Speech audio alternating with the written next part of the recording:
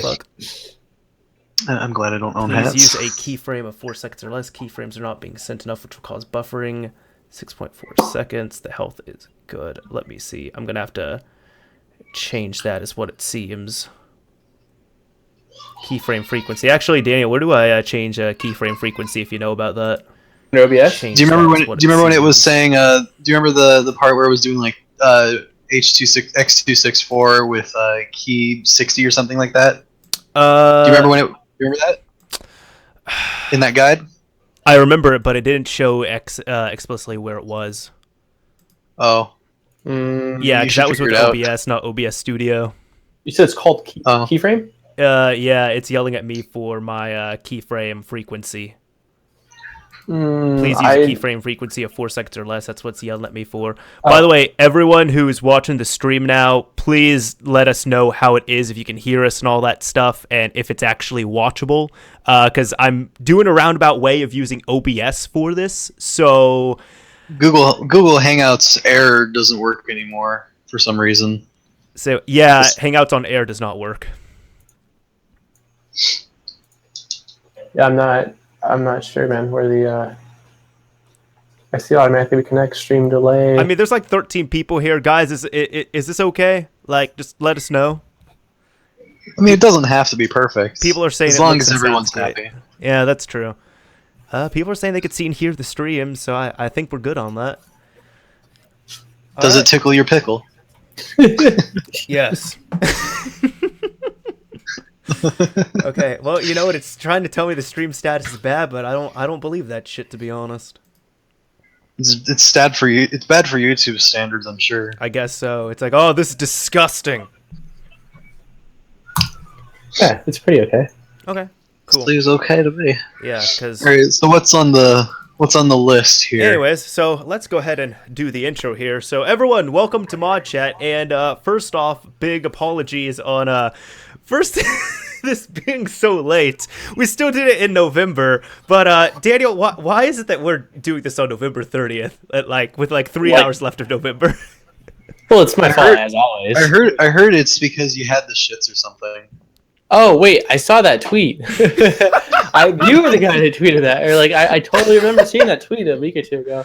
No, I wasn't feeling good one day, and then it was just the holidays and stuff. It was hard to work it out. After that, I know you had family in town, Mario, and then my family celebrated Thanksgiving on Tuesday instead of Thursday because my family had to work, a lot of them, and then I went over to my girlfriend's for Thursday. So there's just a lot of stuff going on. My brother's birthday was also this week, so it was kind of hard for us to figure out a time. But I mean, hey, at least it's still technically again the 30th here in California. So It is. Yep, that's true. Fucking Central Coaster. Just stepping on our turf. Yeah, I know. I'm the weird one. I'm the minority here, and it doesn't help that I'm brown.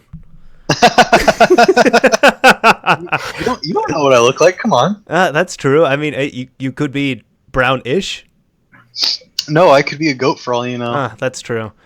I'd be pretty excited if we're talking to a goat right now. That'd be cool. They'd want me. They want me more than they'd already do.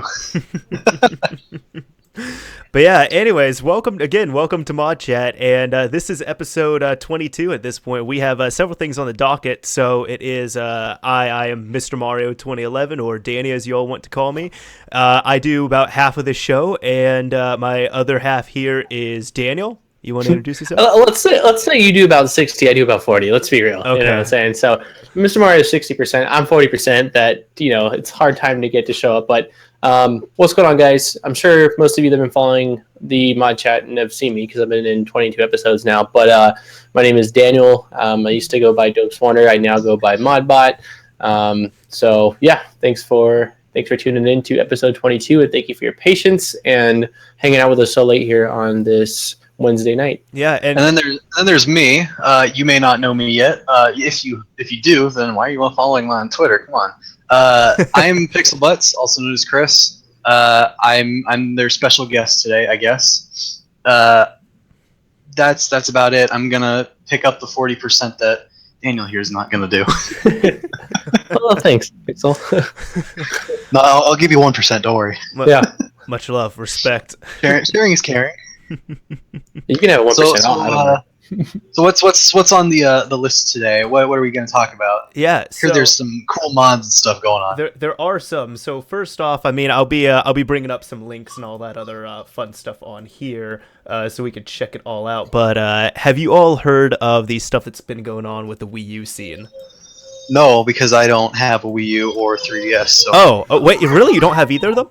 Nope. I was gonna buy a 3DS on launch for Legends 3, but that didn't happen, did it? Oh, okay, that is true. It didn't. I actually really missed my 3DS.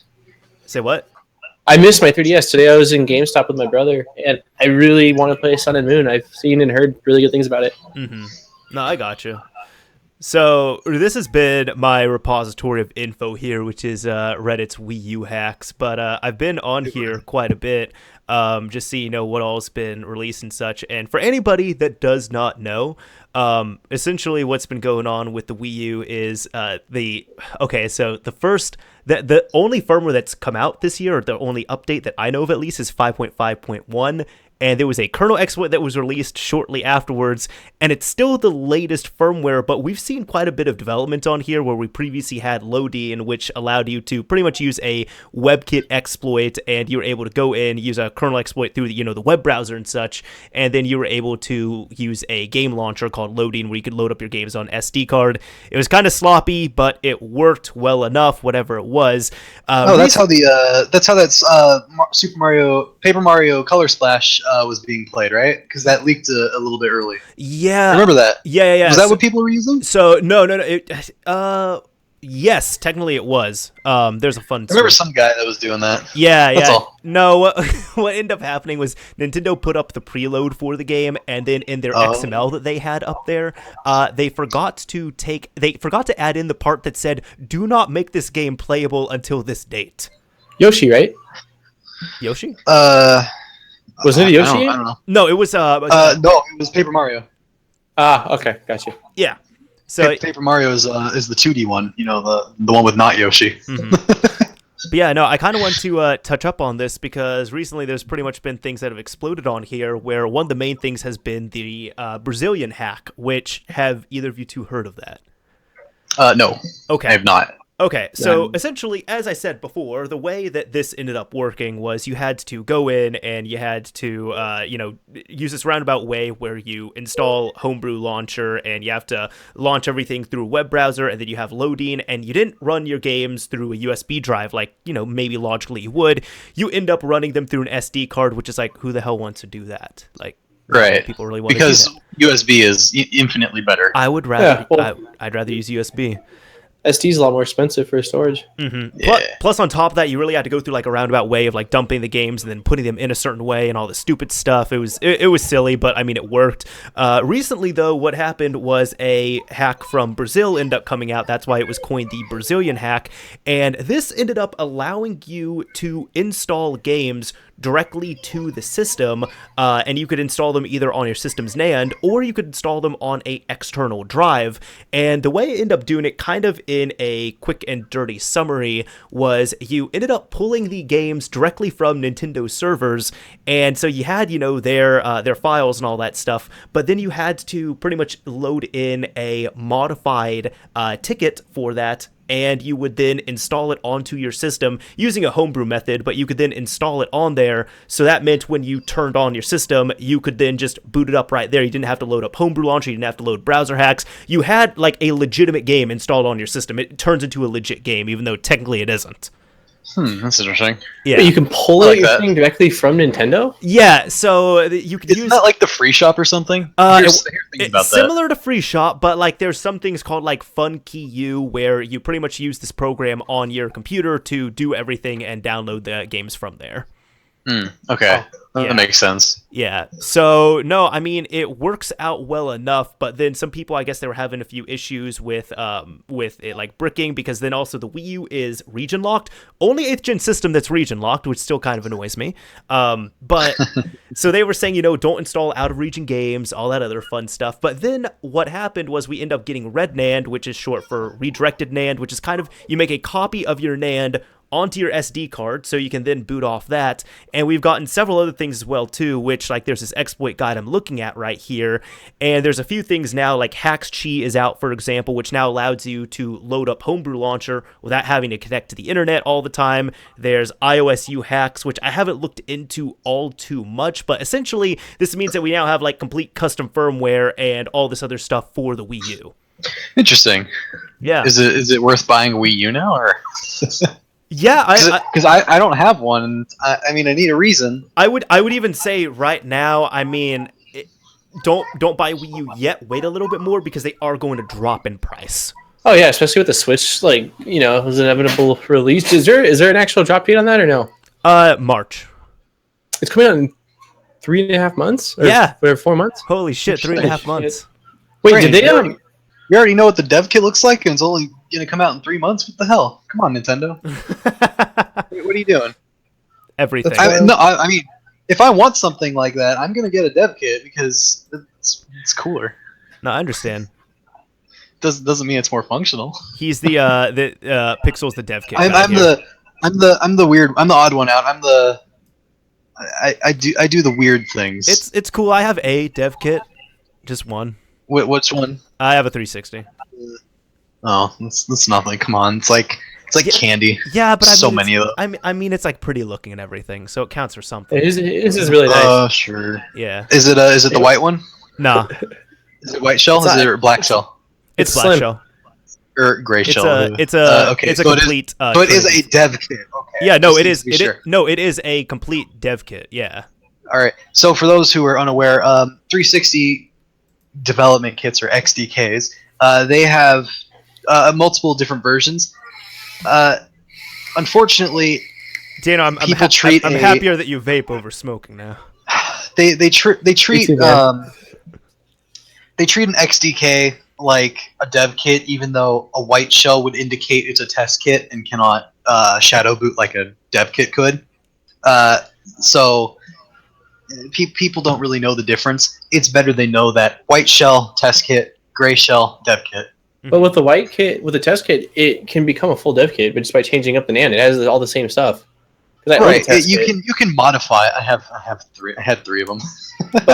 but one died.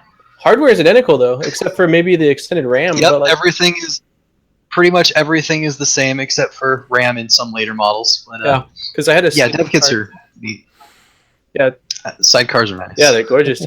Oh, I have an XCDK coming in the mail soon, and I'm gonna sell that fucker so fast. Oh, nice! I do want to see it before. It lives. It lives. And that's the best part. It's not dead, like every other one out there. If you can find me an N64 disk drive, well, then I'll buy it off you. I'm not gonna buy that. Come on. All right. So you were talking about Wii U, and I mentioned Switch. No, someone mentioned Switch, and I said dev kit. Yeah. Where are we at now? Okay, so I mean, even going off that, so I've messed around with the Brazilian hack a bit, and it's definitely neat to see, but I haven't done any of the custom firmware or anything yet, so I need to mess around with that there, but it's definitely maturing, and I mean, the thing is kind of segueing into this. Now, neither of you guys have the 3DS, so do you guys know about ARM9 loader hacks or know about that scene at all? No. I did watch a little bit about it from CCC, but I didn't too much. I didn't care too much. I mean, I had a 3DS, and I did the, like ninja hacks back in the day. No, but I remember that. Yeah, but I haven't, because I got rid of my 3DS, I haven't touched up on it. Literally my extended 3DS knowledge comes from you, Mr. Mario, once a month. Oh, well, thank you. I appreciate it. Yeah. Yeah, no, I was going to be showing you all this and talk about this a bit because I've had quite a bit more experience with this now. So in case you all don't know, I'm kind of touching up on this a little bit. But before the purge of the 3DS stuff from my channel, I was doing quite a bit of 3DS stuff, and one of the last guides I did was a full ARM9 loader hacks guide. And see, the 3DS scene is a excellent example of what can happen when you let the scene mature, because it used to be so weird and wavy and janky, and there was a really high chance of bricking. There was too much unstable everything. It was just a mess. No, and that's why you now and that is why Nintendo pushed out like 20 updates that increase stability every time. Increasing stability. Stability. Okay. Yeah, I'll believe it. So what ended up happening with this was I wanted to bring up ARM9 loader hacks because I have done in the past month, let's see, like 5 or 6 installs of ARM9 loader hacks. Something that you did your brothers. Yeah, I did it for my brothers. Man, those guys are spoiled. But no, I ended up redoing all of my ARM9 loader hack systems. So like I removed all the stuff on there, started from scratch. I didn't care about it all too much. And then like even on here, it's interesting to see how far it's come. But then I did it, for my brothers as well too. So the nice thing is on here, compared to like a flash card or anything else, essentially now at this point, what happens is when you go from start to finish, you have to get a exploitable firmware, install a custom firmware on that, load up some homebrew and such, so then you have to you might need to downgrade depending on what system you have and what version you are on, etc. But point is, kind of just summing it up real briefly here, you're then able to install this I guess exploit, I guess you can call it. Yeah, I wanted to call it a program, but it's not. You end up installing ARM9 loader hacks, the payload itself, over to your internal system NAND, which is different from what we did before. But now at this point, that means that really, if you have it on there, your system is unbrickable. At that point, you can then load up any type of program. So like there's like Hourglass 9, Safe Mode 9, God Mode 9, things that can completely manipulate every part. What is all that noise? It's a child being pushed on on his toy. But I live with kids, dude. But yeah, no, you can load up things before the system ever boots up, because the nice thing is on that, like ARM9 loader hacks is the first thing that boots up on there, and then on top of everything, then you're able to install a custom firmware. You can end up changing up every other aspect on there, use homebrew of course, and then install your games over just to be like normal games that show up on your home menu. It's even gotten to the point like if your system gets banned, you can even unban it and everything from there too, which is always neat to see. But like one thing, for example, I got my 3DS right here, which I can kind of show if I can. Yeah, let me focus on it right there. So 3DS, of course, like for example, I'll just boot this up by default. You turned on, gotta wait a few seconds. This also used to take a lot longer to boot up, but now it just boots up normally. Things improve over time. That's true. It's one of those things. I mean, based on the fact that we came previously from like what the hell is it, like menu hacks and all that other stuff where you had to do all these other crazy things, then yeah, no, it's kind of nice not having to deal with that anymore. Just gonna turn it off. Now, for example, when I was talking about all that other crazy stuff, what you can do is you can now, like, I can at this point press the start button, turn this thing on. As you can see, quick as fuck that turns on because ARM9 loader hacks boots up before any of the other operating system stuff. And here I have complete user control over my system. So interesting. Yeah, no, so it's pretty nice that we now have all of that. But I just wanted to talk about that because not only it's pretty fun to do and it's pretty like easy at this point, like it's pretty user friendly, but this used to be something that would take 3 or 4 hours, and now it's like I can watch a film, and probably by the time the film is over, so if it's a minute, hour and a half, 2 hour film, I can do a 3DS from start to finish. Damn. Yeah. It's not too bad. Yeah. How often would you say you actually use your 3DS though? Not all that often, especially since, honestly, ever since I started driving, I really have gotten like less on the handheld train, unfortunately. Gotcha. I mean, I haven't touched my Vita in a little bit because I've been busy with PS4 stuff, but I still pick it up every now and then. Mm-hmm. It's just it's just one of those things. Mobile stuff you'll put away for a while and remember, oh yeah, I was playing and I should go back to that. That's true. It's one of those, like, because there's no real setup. You just open it up, turn it on, you're done. Mm-hmm. Like when I was, I would say definitely when I was in like middle school and even high school, it was real big for me. And even like college, I still played my handhelds a decent amount because I was, walking around so often. I was on campus and everything. I was going from place to place. But now especially, it's like I love handhelds for really long car rides. Most of the time, I'm driving myself places, so I can't legally and safely drive and play games at the same time. I used to hook up my PS2 and a little TV in the car. Oh, so good. Oh, dude, jealous of that. That's awesome. Mm-hmm. I never had that either. It was a tiny little CRT. Yeah, for trips, it's fantastic. So stupid. a portable. I mean, like when me and my brother, we like going on a bunch of like maybe we went to the Grand Canyon, we went camping up north, and a bunch of stuff. Like I like having, like you said, basically for the car rides, and just when you have downtime and you're just kind of chilling, it's great, dude. That's true. Yeah, huge fan. Always a good thing. Yeah, it makes me want to get a DS just to be able to run the exploit, just to do it. Because for me, like a lot of the stuff with modding, even more than actually using it, it's always been just like the thrill of actually accomplishing it. Mm-hmm. You know, seeing what you can do with your hardware is a lot of fun. Seeing what you can do with a PS4 so far has been a very interesting adventure, if I have to be so honest. Mm-hmm. It's well, we'll get to that soon, but I gotta say, the potential for Vita and PS4 are just insane compared to what I've seen to the 3DS. But the 3DS seems to be delivering so much better. It's so strange.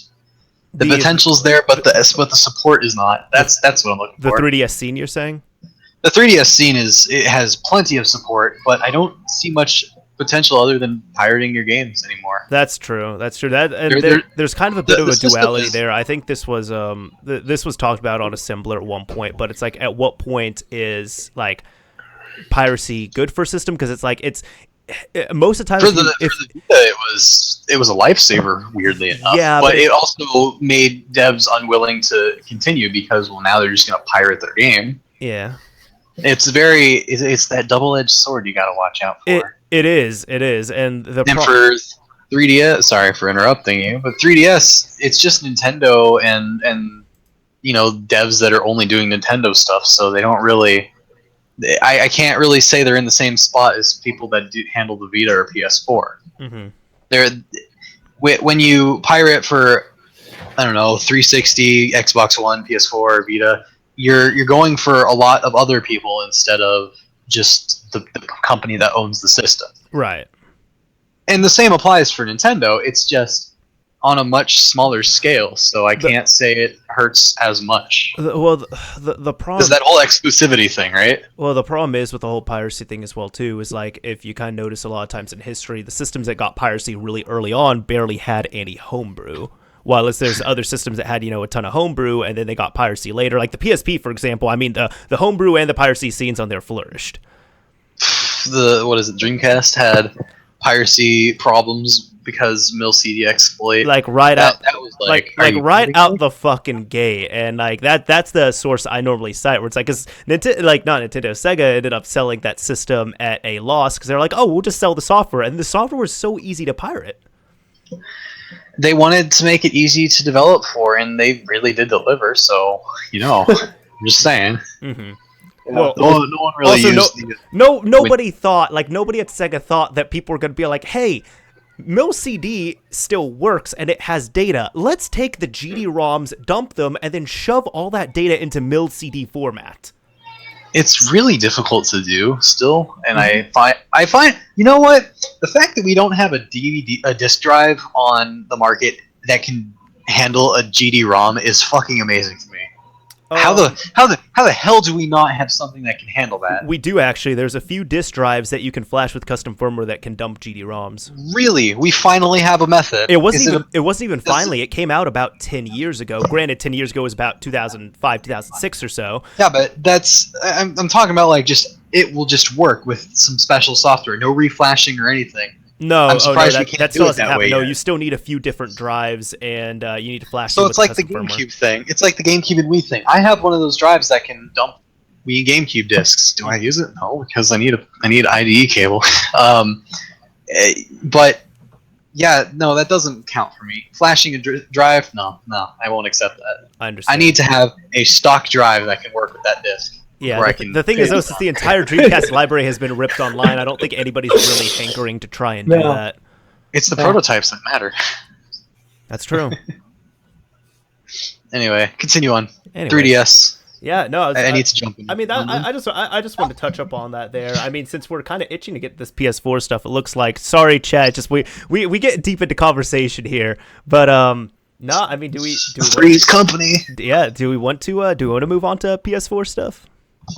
You can if you want. I'd be doing most of the talking, I suppose. What about PS3? PS3 first. We could talk about yeah, that. I guess we could go there. Let's go there because that's the same generation as the Wii U. That's true. That's Check those release dates. Check those release dates. You'd realize Wii U was before PS4 and Xbox One by a year. That's true. So what was the PS3 thing? Let me read this. Yeah, so let me even bring it up on here. By the way, I love this picture here. So it was playing backups on 4.70 OFW. Now, I don't know about you guys, but 4.70 4.70 is a little bit weird because that's a sort of old firmware. We're on version 4.81 now. Oh, yeah, okay. I was gonna ask if that's the latest firmware.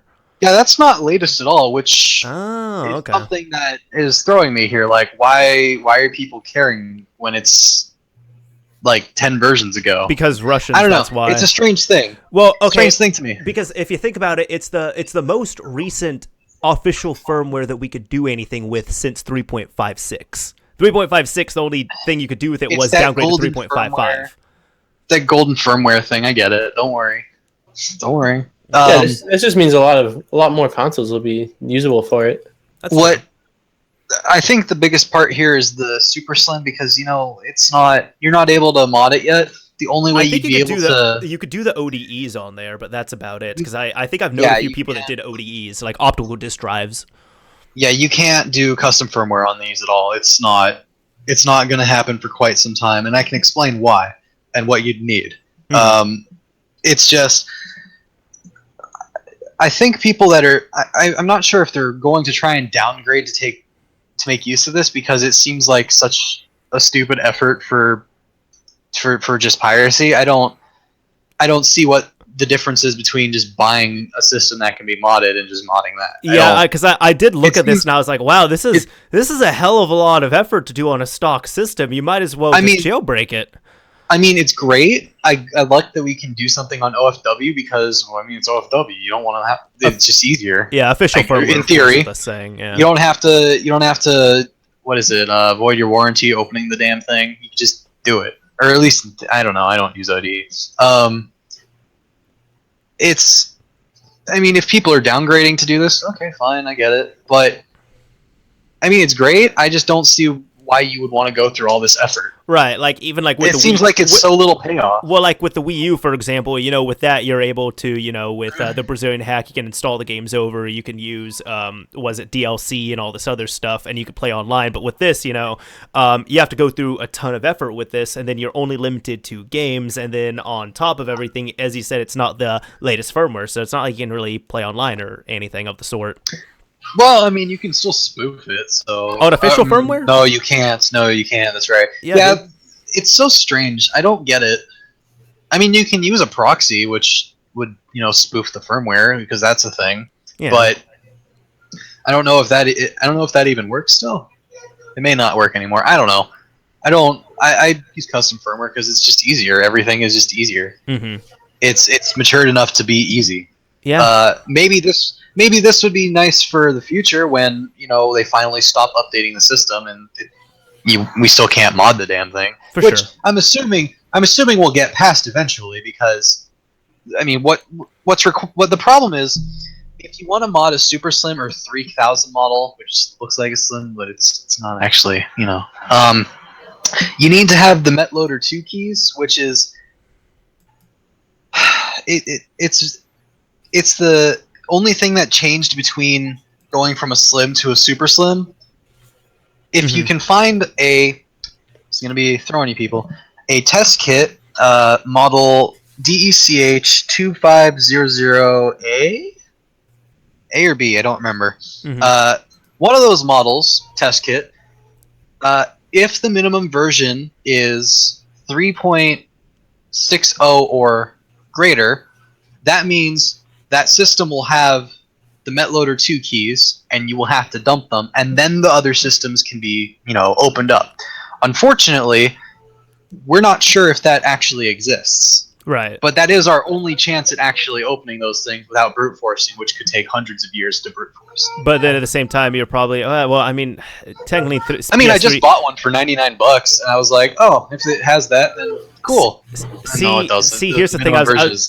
Personally, I was really hoping for like a cheap PS3 deal on Black Friday so I could justify do this, but I'm like, no, there's not. Yeah. I mean, $99 for my slim test kit. Hell yeah, that's that is good. Nice. That's really good. Jesus, yeah. Yeah, I know. I got super lucky with that one. But yeah, this whole converting a game with the IDPS and stuff to work on OFW, but only 3.70 or lower, I'm sure, but I don't see what the point is. 4.7, but I mean, still, it's pretty much even just kind of covering the basics here for anyone, because I mean, I'm also trying to take into account, like, people are seeing, but this also, the audio things are going to rip out the audio. Really, what you do on this was this was sourced from a Russian site, so this was a Russian method of doing this. As we said, if you have a PS3 on official firmware 4.7, you can do this, but essentially what you need to do is you need to rip your game over, and then you need to run a conversion software on it. You need to modify a license or create a modified license, and then you have to repack the ISO image that you made to a PKG file, and then you have to inject it so you're able to install it or just run it off of your PS3. I'm looking at what they're doing here. I haven't actually read what this was. What was involved. I've only seen what the end result is, so I'm taking a quick read here. But I mean, I think that the consensus here is this is cool. I respect it, but I mean, for the sake of usability, it's better to either jailbreak your system or get a jailbroken console. Yeah. Let's see. So change hex there.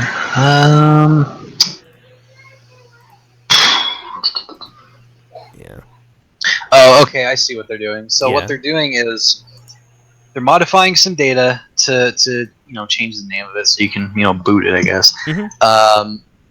But when they're changing this, they're also changing the hashes that are in it, which is CRC32, which is really really easy to mess with. Yeah. And then once you're done, you can save those. Repacking it, super easy. Like, it is super easy. This is a new software. True Ancestor. All right, that's nice. Backup injector. All right, I see what he's doing. So they're taking a game and its updates and DLC and merging it into like one package, I guess. And then that's when they're interesting. That's weird. Yep. And then they have to modify, kind of crack the license in a way, and then repack everything. So it's edit, change, alter license, repack, you're done. Yeah. Okay. It's neat. But there's still a lot to do. There is. Oh no, I'm not down that. There's still a ton to do. Can you distribute it? Like in the sake of piracy, could you distribute it once it's been repacked or no? Well, I mean, anyone could share anything. It's not like anyone's it can actually stop you from sharing something. Again, this could really just allow for piracy for like people that want to play campaign games on. Yeah, I guess. I mean, it's just like changing a little bit of the format. It's the same thing, just different method. It's like with the Vita. If you remember Cobra Blackfin, oh boy, yeah. The dongle. Well, 3 of them. Because that was mine. I was the first one in the U.S. to have that thing. Really? I'm just like, what the? Yeah. If you remember that review that you've talked about on here before. Oh yeah, the Blackfin. Okay, I was forgetting. Yeah. So yeah, I know people forgot about it. No, because when you're saying Cobra, I think of the Cobra dongles from the PS3. I completely forgot about the Blackfin. What the fuck is the Blackfin about anyway? It's not a snake. So with the Vita, you have so many different things you can be doing. You have Blackfin dumps, which change up. They just essentially make an image of the entire game card and then change up the header to be whatever, and then they throw it to the game card. Right. Super convoluted, but it works in a sense. And then you have full dumps, which is just dumping the cartridge with DRM intact. Then you have vitamin dumps, which are removing the DRM so you can share, so you can install the game and not have the game card. and then you overclock and all that. Then you have my dump, which was the Chinese approach to the same thing. Yeah, I actually so right there's 4 different methods for just one system. This is the same thing for the PS3. Not really as ridiculous, but it works, I guess. But it seems a bit limited. Mm-hmm. I don't think it'll change anything too much, but maybe it'll open up a way for those who are stranded on the Super Slim to get those games working, I guess. Yeah. I mean, like, let me think of a game. Sonic 06. Let's go with that. That's been out for a while. Christ. That's been out for a while.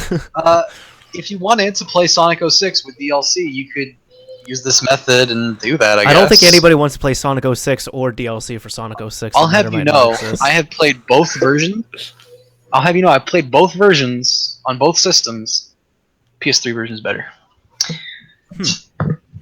But it's cool. I like it. I've said that enough already. Mm-hmm. Anyone else have anything to say about this? Because it seems new, but it's also stale at the same time. At least for me. I like custom firmware.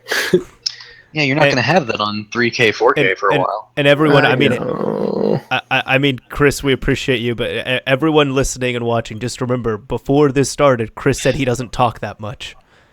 I don't talk that much because it blows out my throat, and it's already starting to happen. My voice is getting raspy. So you want to come onto a podcast? I do it sometimes. So hey, I do talk a lot, but I just don't. So my voice blows out. I understand. All right. So, Mr. Mario, how do you feel about this? Well, I feel like we could segue into the other PS3 thing I had right here, which is other PS3. Yeah, no, this thing right here, which I'll kind of just should I? No, I'll just go ahead. Wait, is it at the bottom or? Oh no, I'm showing this on. Yeah, that's at the bottom of the list that we have. Oh, yeah. So I think it's fake. Oh, you're looking at it here. No, it's not fake. You sure? Confirmed? Yeah, because I'm the one who helped build that fucking thing. Wait, if we're talking about the last entry on that list. Yeah. Yeah. Okay. All right. So I'm showing the video right now for anybody wondering what they're seeing on here, or if you're listening and you can't see it. Somebody ended up taking a build of Gears of War 3 because, from what I understand, they had the source code of it, and they ended up rebuilding it and compiling it to run on a PlayStation 3. It doesn't run very well. It has issues, but the point is Xbox 360 exclusive running on a PlayStation 3. It's gangster. Now, it's not just any 360 exclusive. It doesn't even have the PC side to it. That's what makes that such a big deal. There's not even a PC release of that game. Look it up. That's why I said Xbox 360 exclusive. But apparently the guy... It's so stupid. I think the comments in here, at least somebody, it might have been the OP, the person who made the video, or somebody else had said that they were running... They got to compile for a PC build.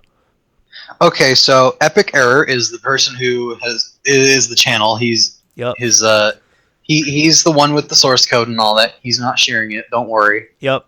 And okay. I showed a clip of the video on here, but we're using this for fair use, blah, blah, blah, all that stuff. I used 1 minute and 20 seconds of the video, and this podcast is going to be how long? I'm just saying, trying to cover my ass here. Let me preface this whole thing with Unreal Engine is made to build whatever game you're working on to various target platforms, whether it be iPhone, Linux, PC, 360, Vita. For whatever reason, 3DS, like Concept is doing with Mighty Number 9, which still isn't out yet. Neither is the Vita version. Mm-hmm. So you have a lot of different platforms you can put this on. It's just a matter of tweaking it to make sure it works right. So 360 and PC, Epic Error, which is fine and all. So I said, hey, can we build this to PS3? And he's like, sure, but I have no idea what I'm doing. All right. And that's fair because, well, he doesn't have a PS3 and he didn't really care for it. So there's a thing called UDK Ultimate. UDK Ultimate is basically a modified version of UDK's engine, I guess, or Unreal Engine 3. which allows exporting to consoles without license, which is very much not okay in terms of licensing. But Epic had given him permission, from what I've been told. As long as he doesn't share the source code or the SDK, everything's fine. Okay, so Epic is actually cool with this. As far as I've been told, I don't know if that's true or not. I'm just saying, as far as I've been told, that's what's happening. So, you need the PS3 SDK, which is, a thing you're not usually supposed to have because it's for developers and all that. But this version of UDK is compatible with SDK versions 3.0 and 3.40. So if you have those, you can do stuff. Well, if you have the source code to a game, or you want to build a sample game for your own little adventure in the game, or making some game, you can do that. It was a very big problem because it wasn't configured right. For those who don't know, an eboot.bin is the main executable of a PS3 game. UDK Ultimate had a little bit of a problem, and in more ways than one. It did not build the eboot correctly, so it would try and look for the data in some other directory that didn't exist. So you would end up with black screens whenever you booted your game. Right. For the PS3 at least. 360 and PC, didn't care. They just worked. Mm-hmm. PS3 needed a lot more work to figure out what the hell was wrong. So the guy tried re-signing it, didn't work. Eventually we figured out that if you go in with a hex editor, fix this one line of programming in the executable, it will fix it and look for it on the system itself instead of from a PC where you normally would run it. So now we figured out how to boot it on an HDD, but we ran into another problem. Well, now you have to capitalize every single file and folder because it's case specific for some reason. So I batch fixed it and all that, and then we came into another problem. It boots, but only if you sign it as a package, which is a really big headache to me, but I'm getting past it. So you can't just burn it to a disk. You can't build it like a disk. So people who use Webman or Multiman or ISOs and anything like that, no, that's not going to work. You need a package. You need to sign it as NPDRM, which is, oh god, there's a lot you got to keep track of with this. But eventually we got it all done. He built the data, epic error, he built the data. Me and someone from the Rebug team were working on this to try and figure out what the hell was going on. We fixed it. Problem. It doesn't work on test kits because, you're going to love this, it needs 512 megabytes of RAM, which is double what any PS3 has except for a dev kit. Okay. So, if you want Gears of War 3 running on a PS3, you need to have a dev kit. And that limits what you can do, but god, it's just problem after problem. It worked. It's just it took so much effort. We were working on it for a week to get that thing running. Only a week? That's actually only a week. That's still impressive. So the reason why it was only 3 of us. Only 3 of us, right? No, building with Unreal is super easy. It's just all you need is the SDK in the proper places. You just need to configure it right, and then you're done. You just build, send it off, and you're good. But it's tweaking it to make sure it runs on everything that becomes the problem. Mm-hmm. Epic Error is familiar with all the tools and stuff and source code, but I'm not. I know PS3. The Rebug team knows PS3, or at least the one I was talking to. So we figured out the PS3 side. We told him what to do to make it work, and then it just worked out. Mm-hmm. What's his? It's also 9 gigabytes. So god damn. What's his scene? Xbox in? Is what he messes with? He messes with the PC side mostly. He just happens to get his hands also have a 360. Yeah. Well, 360 SDK is super easy. Like if you run into a problem, it's likely not the program's fault in any way. It's probably your fault. PS3, on the other hand, anything could go wrong because it's just so weirdly supported. It's not native to Windows. Can't tell you. It's Linux stuff. The way the cell CPU works is complicated. It can be optimized. It's just it takes so much effort to do it. That's why a lot of early PS3 games just didn't look very good. Mm-hmm. So back to the point, Gears of 3 for PS3 is a thing, but not in the most conventional means. So you can't just buy a test kit, install it, even if you had it, because I sure know that ain't getting out unless someone else messes up. Even if you had a dev kit, you have to know what you're doing, and you have to have a keyboard hooked up to it for command line, since not everything works right. It's still buggy as hell. If you push campaign, it's not going to work. It's going to go to a black screen, so you have to manually open every single thing. You can't save, so good luck. Yeah, that whole thing is just. It's really just proof of concept, which is a pretty kick-ass proof of concept. Don't get me wrong. Yeah, but it's proof super, of concept at best. To make this better, he does have a PC version for himself, which he himself is going to be keeping. He's not going to be sharing that. He's maxed that Unreal 3 out to as far as it can go. 4K textures, 4K display, full 60 FPS. It looks like it's running on Unreal 4 for some reason. Mm-hmm. Like, that's how good we're looking. It's really good looking for that PC version. Yeah, and I'm surprised all Microsoft didn't do it. Well, all the textures and everything are still there. Yeah, I mean, it's just insane how good it looks. Let me see if I can get that picture, actually. It looked really good. He posted while I find this picture. All right. He posted a picture of what the PC side looked like. You guys can talk for now. Tell the stream that I'm serious, I guess. I don't know. I don't know what they're saying. I'm not looking at it. I mean, here's the thing. No, I've seen this at least on here, and I have probable cause to believe you and all that stuff. But what you're saying, it's also like I've heard things similar to this in like elementary school playgrounds, where it's just like, oh yeah, my dad has a friend who works at Microsoft who has a copy of Super Mario Sunshine 2 running on the Xbox 2. Xbox 2. Yeah. Yeah.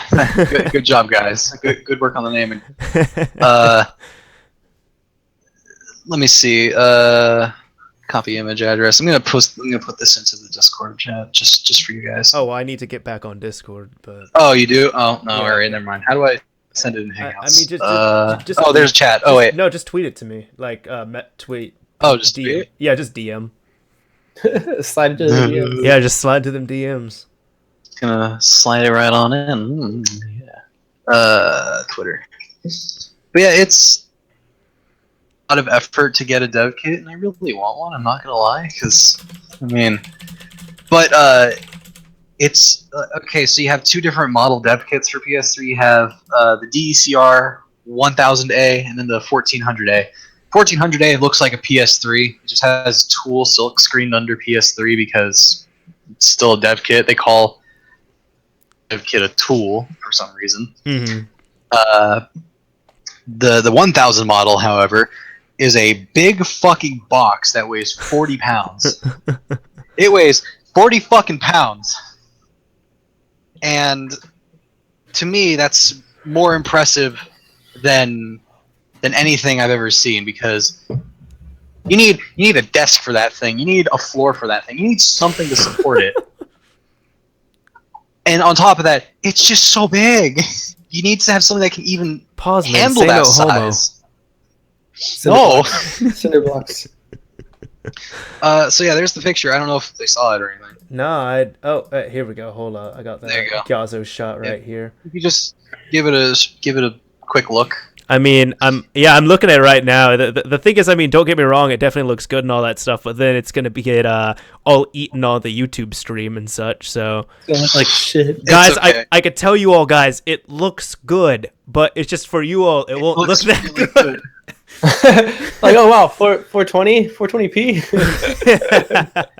No, 144p is right. I like how in the corner it says paths need to be rebuilt. But yeah, I mean, Gears of War 3 can be on anything, really. We could put it on iPhone or Vita, but you guys got the source code, so it's just well, I don't have the source code. Only one person. Okay. There's more people that have the source code, but the one that I'm talking to, he's already done. He doesn't want to deal with PS3 again. because it was just so stressful for him. Mm-hmm. But you gotta be careful because I'm sure that that's well, yeah, because nice... you don't want to break rules. You don't want to get a lawsuit. Trouble. Yeah, no, you're right. It's just, I want a dev kit. I want to just put one on my desk, set my monitor on it, and just say, "Hey, that's a PS3." I understand. All right, so that's the end of that. Yeah. Do you think it looks alright? Do you think it's neat? I guess. No, I thought it was pretty fucking neat. The pictures of the XMB, and, the Gears of War thing. I actually had to make those images because I didn't feel like going online and grabbing a wallpaper, so I just took whatever splash art was in the game and just put it into a vector. Mm-hmm. It was just easier that way. I mean, it looks like shit now, but it's unless you're standing far away, then it looks good. It's all good. It's all good. What's the chat saying? Where is this? Yeah. I was gonna say we could see what the chat said. I mean, I think we've been holding off long enough, guys. We're gonna get into a whole slew of PS4 stuff here. I'm gonna hate this. I'm gonna be out for a week because my voice is dead. Oh God. I'm gonna be out for a week. So what are we at next? Well, I mean, which one first? One thing I could show on here is let's see. I wanna bring this up. Let's see. Kind of having this video right here. We'll go ahead, look at this video that's on the side. I'm bringing up the video that has the PS4, like the 4.01 jailbreak video that was done by the Chinese hackers. They did a good job. They did do a good job, but if for anybody who is watching this, there's a little special guest here, and if you recognize this guy, GeoHot sitting there. I can't believe he's still involved in this shit. No. He's not. He is not involved. He even says in the video, he is like, legally, I cannot say that you guys did an awesome job and that I love seeing Sony get pwned. I legally cannot say that. I cannot say it. So they're joking, and then it's funny because like they're talking to him about this, and they're like, okay, so what did you think of this? What do you think of that? What could have been done here? And I mean, he has every right to. Like he even said, he's like, well, because he skirts around everything. He's like answering the questions. Like he's like, well, this was interesting. There was this thing. Like he's stating facts of what happened, but legally he also has to be very careful of what he says. Yeah, he's watching. I just realized Freako's in the chat. Freako, get out of here. No. Hey, get out of here. Everyone's allowed here. Almost everyone. Okay, fine. You're here for now. I'm okay with Freako. Stippo's here as well too. I'm okay with those guys. Stippo, I swear to God. But yeah, no, pretty much what give me your memes. What these guys did for 4.01, they unboxed this PS4, they set it up, they showed it was on 4.01, and then they end up running a WebKit exploit right here. They were able to run Linux, and they were able to play a emulated copy of Super Mario Bros. Which the interesting thing on it was as well too. Maybe there was sound. Yeah. What is so special about sound on a PS4 that is jailbroken? You see, if you're running Linux on something, you have to have things work on it. You have to have things work on that architecture, the hardware. At the time, we had 1.76 with Linux on it. There's no sound driver that was built. No one decided to build one, and I believe the person who was working on the Linux stuff most died. So that wasn't looking too good. Yeah, so it just never had sound. In this, however, they have built the OS to have sound, which is fantastic. So now you don't have to sit with silence. Mm-hmm. Yeah, I'm sure they also fixed the video driver because if you had Linux on it before and you let the screensaver go, or if you change the display for whatever reason, it would just crash the entire video driver and it'd be a green screen or black screen. Mm-hmm. So there was a way around that. You pass it through a splitter and then a capture card, so that way it's constantly no interrupted signal as far as the system is concerned. But yeah, sound on this thing is great. Could you install an actual distribution of Linux on the hack version of it? Normally, you're running it off a flash drive or a hard drive of some sort. You're not really running it on the internal hard drive, like a live CD, basically, or live USB. Normally, I don't believe the disk version was ever possible, but who knows? Did you try it or no? I have not tried the disk version. I can't imagine what that would be like because that thing is super slow. USB version. Yeah, I've tried it. It's all right. How usable? Is it usable? I mean, in the sense if you want to actually do like day-to-day tasks, or now it's more proof of concept. There's some videos of some guy with playing some games on Linux just to see how well they run. CS:GO does not work, by the way. TF2 works, but it's like 2 FPS at best on lowest settings. It's just because of how fast it has to read and write to the hard drive, and USB 3.0 doesn't do it fast enough. It's just a shame, but it works. It works, and I'm hoping that I get to use the new version soon. I want to have fun with Linux. I want to put it on my PS4. Yeah, I'd love to have a PS4 that could like boot into a full Linux OS that's usable. The big problem was you had to you can't just run a live USB. You had to install it to a hard drive or flash drive, and then that's ready to go to be booted from. You couldn't boot a live CD or USB. It was so weird. Right. So imagine you grab, I don't know, Ubuntu. It's just easy.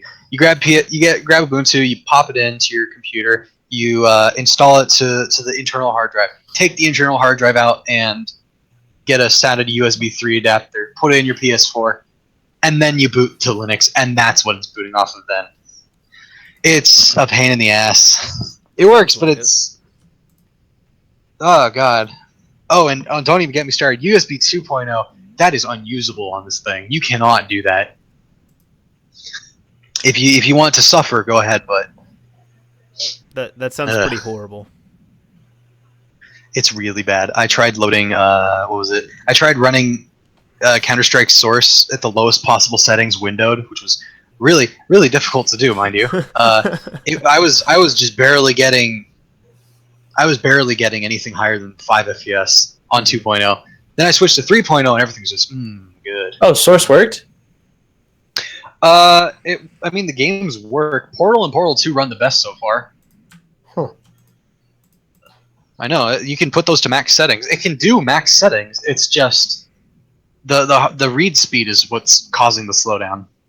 Gotcha. Also, the really messy build of everything. Mm-hmm. Yeah. Dependencies and all that. Yeah. Be careful with who he talks to now. so now at this point, I mean, we do have exploits and all that running. We've seen a full blown exploit for 4.01, but these are also working up to 4.05 right now, with 4.06 being the most recent firmware for the PS4. And blocking out all the fun stuff, I guess. All the fun stuff. Although there'll be more stuff that's found. It's fine. Yeah. So now, what's on the next thing? Well, which one? I'm kind of going real-time modding. Sure. Yeah. Let's do real-time modding. Let's see. Okay. Cool. Yeah. So, no, we had we showcased GTA 5. Yeah. No, I have it kind of pulled up right here. So let me. I closed out the YouTube thing. I don't want to kill my laptop. It's a toaster. No, I understand. By toaster, do you mean it's just like getting really hot and everything? My old laptop burned my legs once because it just got too hot. Oh, that's disgusting. It's an IBM ThinkPad R52. I was trying to run Halo CE on it at max for a while. It didn't work out. Fun. Since it was a ThinkPad, was it a business laptop or not? Yeah, it was the shitty model. It was the plastic one. It wasn't metal. It did its job. Okay. It was the 4:3 aspect ratio with was it 1040 by 768? Fun. Oh, it looks like a square. It's so good. It weighs like what, 5-10 pounds? Hey, but you could drop that thing and it would be fine. I've dropped that thing downstairs and it's fine. Yeah. It doesn't care. Yeah, those things are I threw a penny in it and accidentally hit the screen. Didn't care. Didn't break. I threw that penny hard. That thing would have broken anything else. Yeah. But yeah, it was if for anybody, I mean, the thing we're going to be talking on here is now it seems like this is on a 1.76 PS4. Correct me if I'm wrong on that, but from what I see here, it is. It is. Okay, I'm sure it is. That's what everything is. That's what everyone's been there. saying with this. But this on 1.76 PS4, and the video that I'm showing, or the example that we're using right here, is Grand Theft Auto 5 that's on there, and there are real-time mods that are actually working on there. So what you could do is you could end up running the game, and then you can link the system to your computer, all that stuff. You can build a custom mod menu, baby. Mod menus will be coming. Yeah, mod menus are possible. What this guy was doing, he was using a RTE tool, so he was able to manipulate all the memory and everything in real time. Now they had to make that tool themselves. It didn't just show up. Yeah, and actually, even one person in the make that. one person in the chat, Grimdo, he said, "Too much for you is working on RTM." Yes, it's on 1.76 official firmware. So I believe he had I believe he had participated in putting out some of the news for that. So thank you for that. But yeah, no. So thank you. This is actually one of those things that's getting out there. I'd seen it with this, and I saw a headline at least for Call of Duty 4 Remastered with some stuff running on there, but I didn't actually check it out. I just admittedly only saw the headline for it. Well, I think they're doing a good job so far, given how abysmal it is lately, or at least as far as you guys know. Yeah, because well, the thing is, there's not even that many people that really the people that should have 1.76 PS4s don't. Exactly. Yeah, they're in the wrong hands. People just holding on and waiting. One of them is sitting in my friend's closet unopened. Like my test kit up here, I shouldn't have this. Someone else should have this. Mm-hmm. But I'm like, no, I want it. It's mine. I understand. I'm part of the problem. So yeah, even I'm guilty of this. You're a son of a bitch, man. I mean, there are people who dropped $800 on a launch day PS4 that was unopened. I mean, like, goddamn, dude.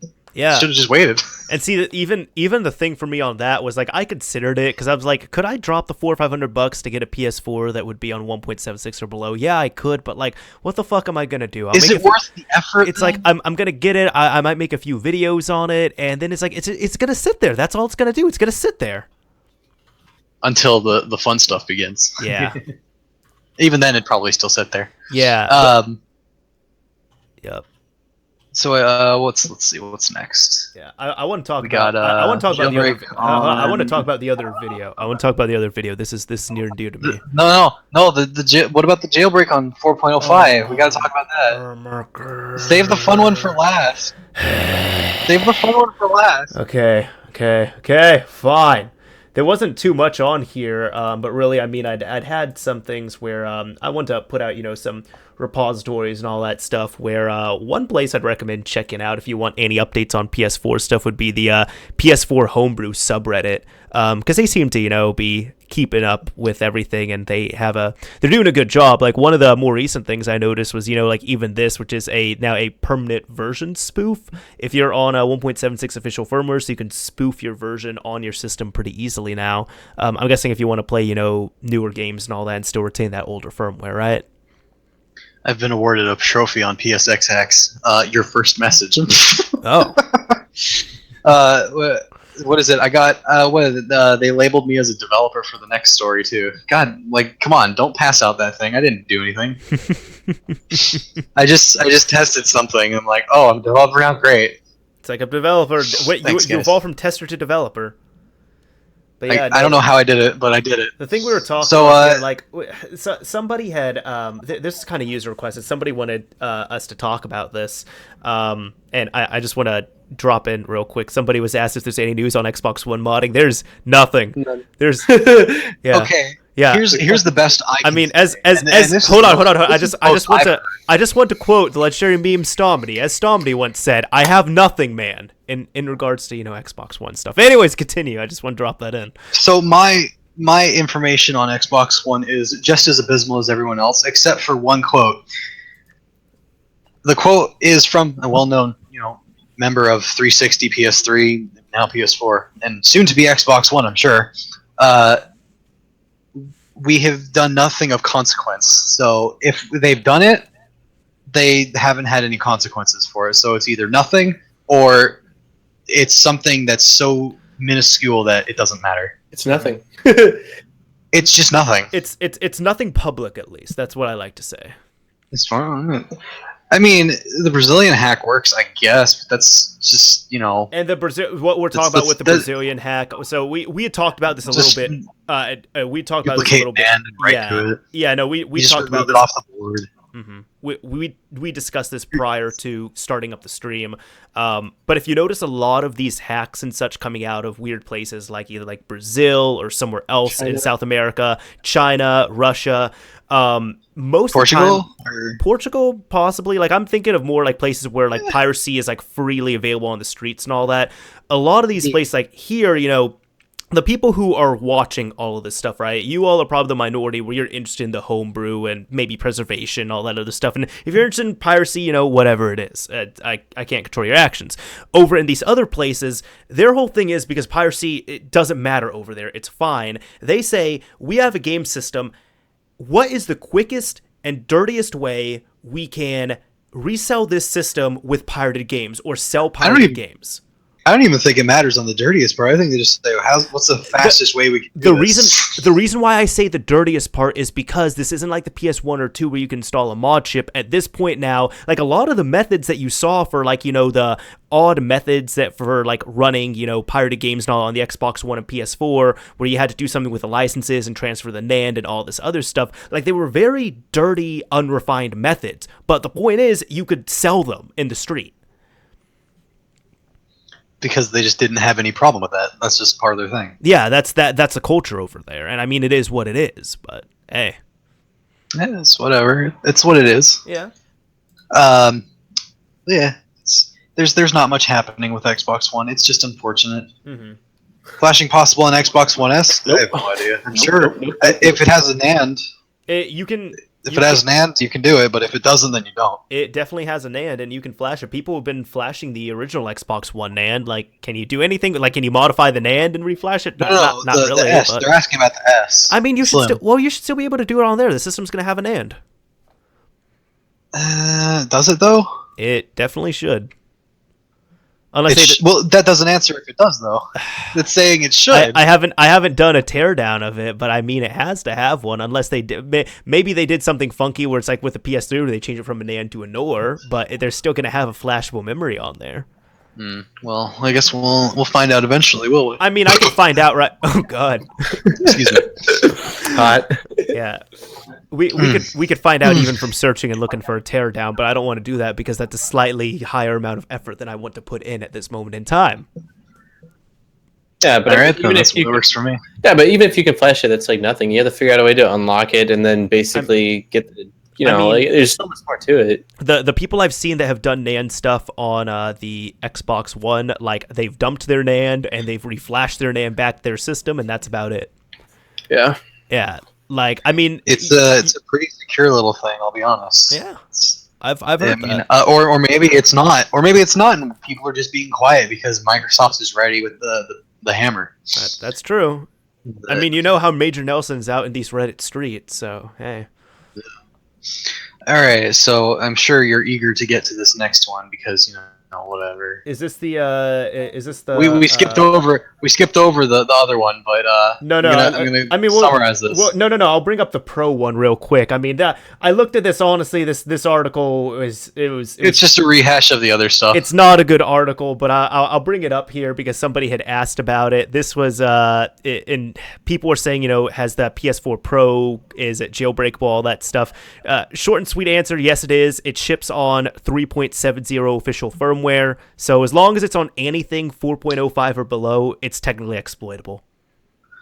It's a shame Sony's never managed to get any system past 4.0 without getting a major exploit. That's true. It's truly a shame. Yeah. They are just suffering, and I feel so bad for them. PS3 3.55. Yeah. Whatever. Vita 3.60. I mean, there was some earlier ones technically, but this is the major one. It is. Or 1.76. 1.7. PSP. No. What PSP? PSP version 1.0. Technically 1.5.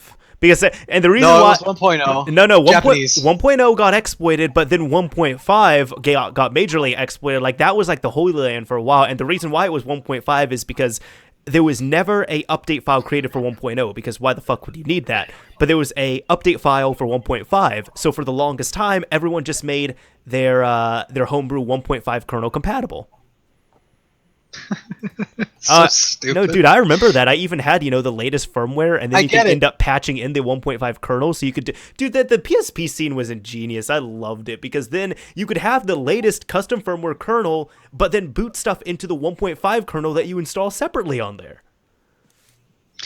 I got in too late. I got in back when Pro 6.60 Pro C was new. That's when I got in. Dude, I got in on... I got in at the end. I got in on firmware 3.0 too. My friend had a PSP. I thought it was the neatest thing. I played God of War. It was okay. It was just okay. Yeah, my brother had it was awesome. So yeah, the article... go ahead. Yeah, no, I was just going to say real quick, PSP is my favorite handheld, and definitely my favorite scene. It's a shame that the Vita didn't succeed as much. Because the Vita, I mean, the thing is, the Vita got secured up the ass, and it got secured to the point. And exploits made it fun, but it also got to the point where it was so secure that it also fucked over the end users. Try easily transferring a file to or from the Vita. You can't do it easily. That fucking memory card, though. That memory card, though. So the 32, get 32. Don't go for 64. Despite how much capacity that is, it will still fill up regardless. There's also a micro SD card in the works, or micro SD card adapter in the works. There is. I actually have where is that? The guy Rich Dev, he made some breakout boards for the memory card. You put this thing in the memory card slot, and then you put some pins in, and then you put the memory card into this little slot here, and then you can poke around with the data, how it works and stuff. I love this little thing. I didn't even use it. I just wanted one because it looks so nice. He was like, "Sure, no problem." He put my little handle on it before I changed it. Mm-hmm. So now if he puts my name on something, he has to change my handle. Oh, fun. But yeah, he's doing a lot of good work for the Vita. It's just it's slowly progressing. It's not. Just, I mean, all these guys have lives too, is the thing. So they got to do all this as a hobby. I mean, it takes money to make those little breakout boards to help other people. Money, time, expertise, all that fun stuff. Oh man, it's a lot. What was it? I even missed out on the first batch. He got me on the second batch. Mm-hmm. So a second batch of the first version. Right. There we go. Anyway, so yeah, the article of the PS4 Pro Day Zero exploit. It's essentially just a rehash of whatever you've heard already. 4.01 is it was shown off being jailbroken at the Chinese thing. It comes with 3.7, and that's it. It comes with 3.7. You can update to 4.0. You can update to 4.01. You can go to 4.05 because that's the last one that works with the same exploits. 4.06 stops that because that's when they finally implemented the fix. Mm-hmm. It's just the same stuff. It's just saying don't go to 4.06. Stay on 4.05 or lower. If you really want to, 4.01, just do it. It works. Right. But that's about it. It's not really too much else. Yeah. Except for this thing right here that I'm gonna show. This is something that's whatever. Do it. This is very near and dear to me right here. I've tortured you. Yeah. Enough. You have. So this is one of my favorite gaming experiences right here, and this is PT, which stands for Playable Teaser, and also is the teaser for Silent Hills that we were gonna get, and they canceled. They removed PT, and the point is now this is what I was wanting from the PS4 scene, which is now PT has been decrypted, that games can be decrypted and such. So now, if you want to, you can, if you have the means, you're able to get a decrypted version of this game or decrypt it yourself, and you're able to install it without having the license for it. Incorrect. You're almost there. Almost there. Okay. Don't worry. Okay. You're almost there. You got some bits wrong. So okay. That's why we have you here. Don't worry. So let me make this super clear. Test kits and dev kits can run unsigned code. Everyone should know this. That's what their goal is with these devices, because you have to build your games. Retail systems only run signed code. What you needed to decrypt a game is version 1.76, so you have kernel access. You needed a game that you wanted to, decrypt, or not decrypt, remove the PFS encryption or protection, whatever you want to call it, because there's multiple layers here of this stuff. You load up the playground. You connect to FTP. Super simple, right? Mm-hmm. The PS4's file system, whatever. Well, push the home button while you're still connected. Boot up a game. Could be a disc. Could be a hard drive game. It's in a hard drive anyway. They just copy the disc anyway. They copy the whole disc, by the way. Every disc game is a digital game. Mm-hmm. So you do this, and you then go to a certain path, and then you can find your installed with quotes around it game. But you'll only have app.pkg. That's all it will be. But if you're already connected and the game is running, you can navigate to where it's mounted, and the PFS will be removed, and all the files will be there that you can, mess with, like, every PS3 disc ever. Yeah. So instead of being in this one containing file, app.pkg, now you have all your files, and you have the protection removed and all that, so you can now do things, which is great, right? Well, almost, because now you got to decrypt it, which is a process that I still don't understand, and I'm leaving up to the people who understand that. But essentially, you use the playground again, but instead use an elf loader, and you program the system to decrypt whatever files are on your external media device, like a hard drive or flash drive, and it'll process that and decrypt them for you. We don't have the keys because that's not how it works anymore. Mm-hmm. But you essentially say, "Hey, PS4, can you decrypt these?" And they're like, "Oh, sure, no problem, I got this," and it does it. So, all right, okay. So now you have these decrypted files. What do you do with them? Well, you can't really re-sign them yet. That's not a thing you can do. I mean, as far as I'm aware, that's not. So, have your decrypted files, you would think, oh, I could just boot it right away. Well, not quite. You need to mess with the files a little bit. If you are familiar with the difference between a content ID or title ID with Sony stuff, you have it's usually for PS4. It's usually like CUSA and then 5 numbers. Yeah. Well, in the param SFO, which is a file that says how the game should boot, near the bottom it'll have the title ID. What the big exploit is with this is you remove that, you just zero it out. There, I mean, not like actual zeros. You put hex code 00, which is nothing, Mm-hmm. and it will just remove the title ID, and it won't have any idea what it is. And then when you set it up, you have your SDK tools, which is neighborhood, so you can connect to the test kit and all that. You can then say, I want this decrypted file to be booted from this directory via app home, and it'll boot whatever it is. So until you can re-sign it and make packages yourself and have custom firmware, you probably won't be able to make use of this yet. Side to this, Right. even though it's decrypted, even though now you can mess with the files, look through PT, and finally understand how it fucking works. And I can't wait for that. Because, Jesus Christ, how long has it been? Oh, by the way, it's like 800 megabytes of textures. Oh, nice. Yeah, I know, right? It looks really nice. Like that? So, yeah, no, that gets me. Like, I fucking love PT. That gets me excited. It's like, what? It's like 500 megabytes or something for the actual data. It's really like nothing. I think it's bigger.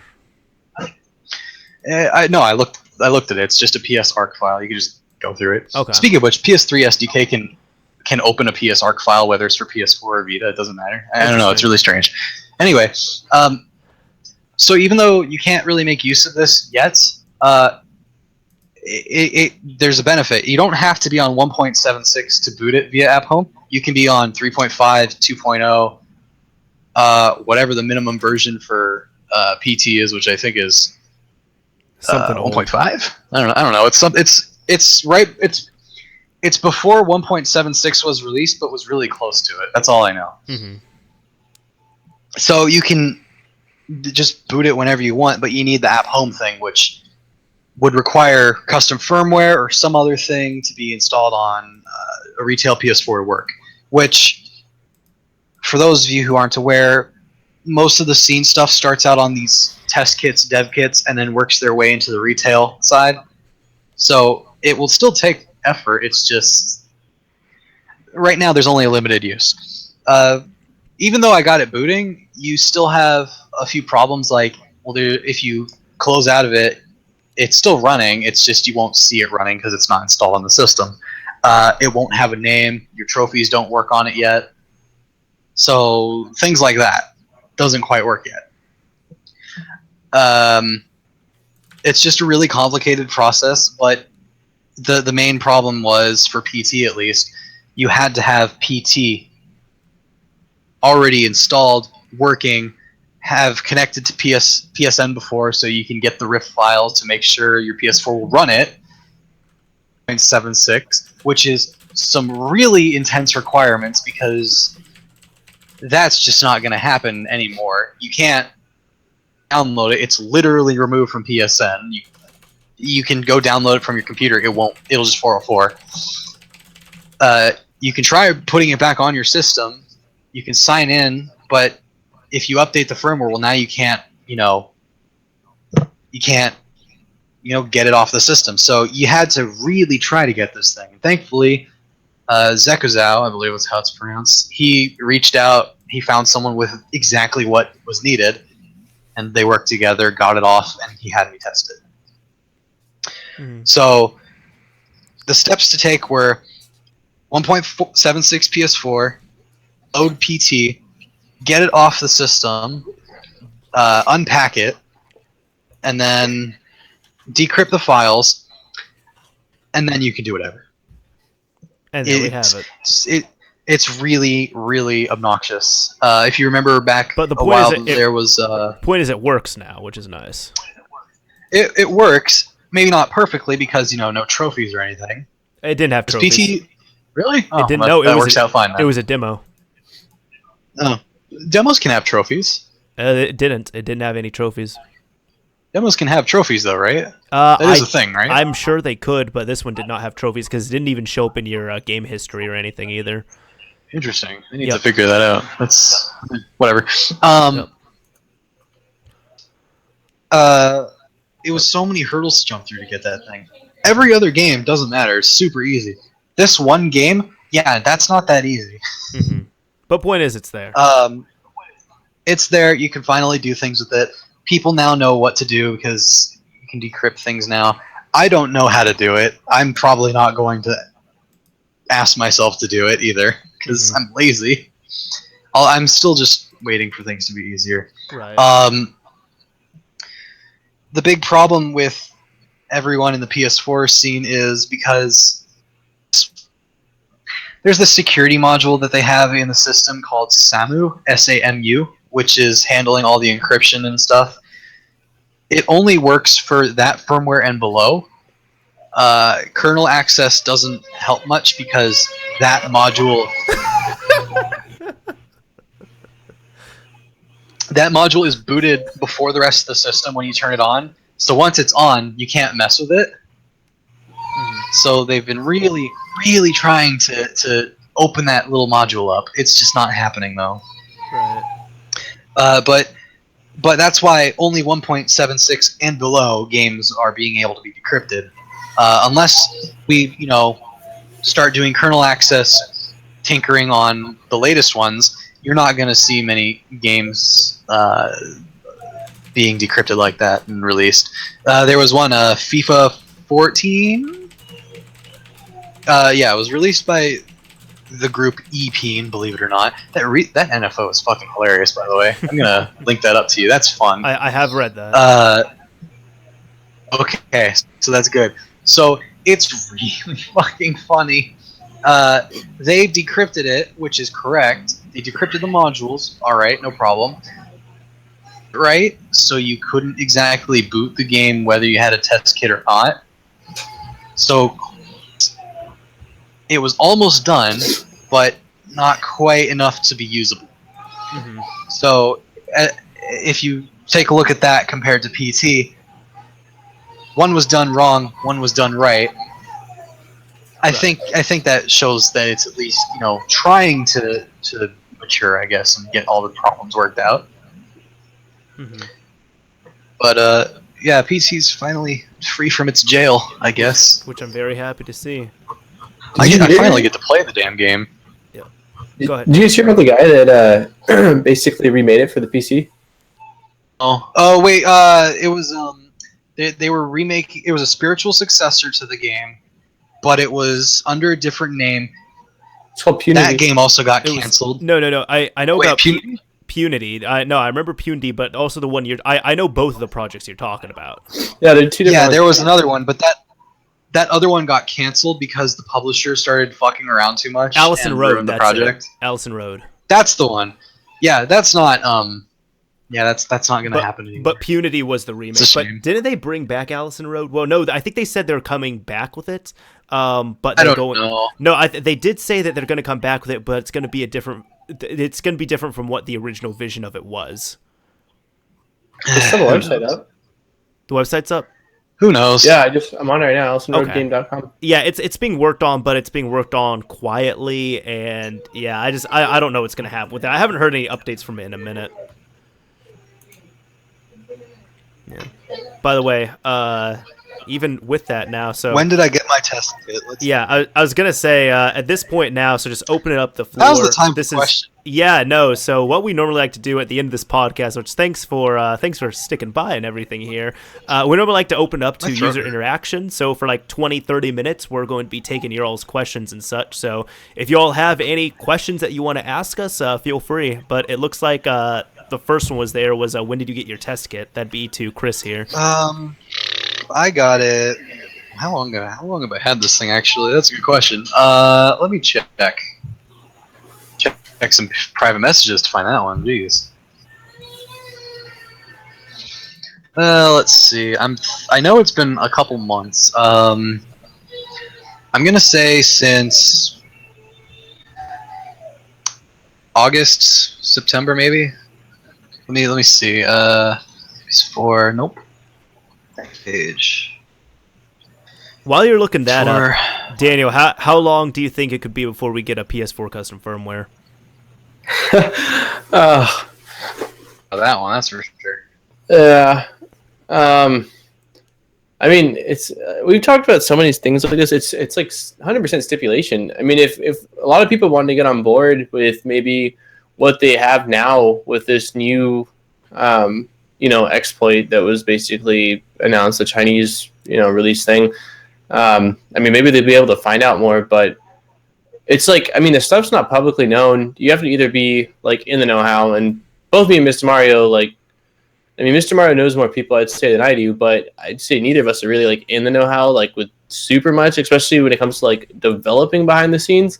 I mean, for a lot of reasons, I'm sure. One, they don't want to make it public because then, it can be patched quicker, essentially. Like if too many details are leaked, then obviously, I'm sure somehow, some way it'll make its way back to Sony, and then they'll, figure out a way to make an update to basically counter out whatever they're planning on doing. But I don't know. I would love to see it happen. I mean, I'm, as eager for it to happen as you. Something big, like really cool custom firmware would be kick ass.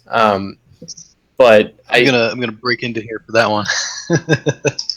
Go ahead. Keep going. I mean, that's pretty much it. It's time will tell. So to answer the first question about the PS4 kit, how long I've had it since August. Had to actually check on that one. To answer the custom firmware question, that's probably not going to happen if I have to be, that guy.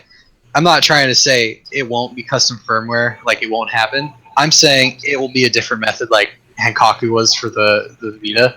That's probably what the most likely solution is now, since they've changed how things work so much. Mm-hmm. How long that will take? I don't know. You could just reverse the Hankaku method to PS4. I mean, we already did that multiple times. That's true. It's just how much effort it would be to make that work and make it reliable. And who wants to actually do that? Because let me tell you, that Vita, oh my god, they were probably killing themselves, trying not to kill themselves working with that thing. Mm-hmm. That Henkaku process is fucking insane. And even then, we're lucky that we even got that, because it was a bug in WebKit that this one guy didn't tell WebKit people to fix, but instead just shared this method. It's like, are you kidding me? Just the stars aligned perfectly for that one firmware. That is and nice. It works, and it will probably not happen again. Oh, by the way, there's a Vita package decryptor now, so that also happened. Neato. Yeah. I don't have much to say on that. It's exactly what it sounds like. Right. What other questions were there? I'll just I'll take this one real quick, and there's another one that's a bit more open ended that we all can share. But one of them's like, can we play multiplayer on a jailbroken console? It's like technically, yeah, you can. Wait, it's which like, one? Yeah, that's the thing. It's like technically you. Which can. system? Because well, that's why I'm saying like with PS4 you can't, PS3 you can. It depends on the system. Depends on many. Do you still need PS Plus? You still need PS Plus to play online for PS3, or for PS4 you need it. For PS3 you don't. You don't either, right? Yep, you don't need it. Interesting. Yeah, no other things. So I spent $17 for nothing. So other question here was for all you guys, I guess. What is the system you guys are impressed the most by?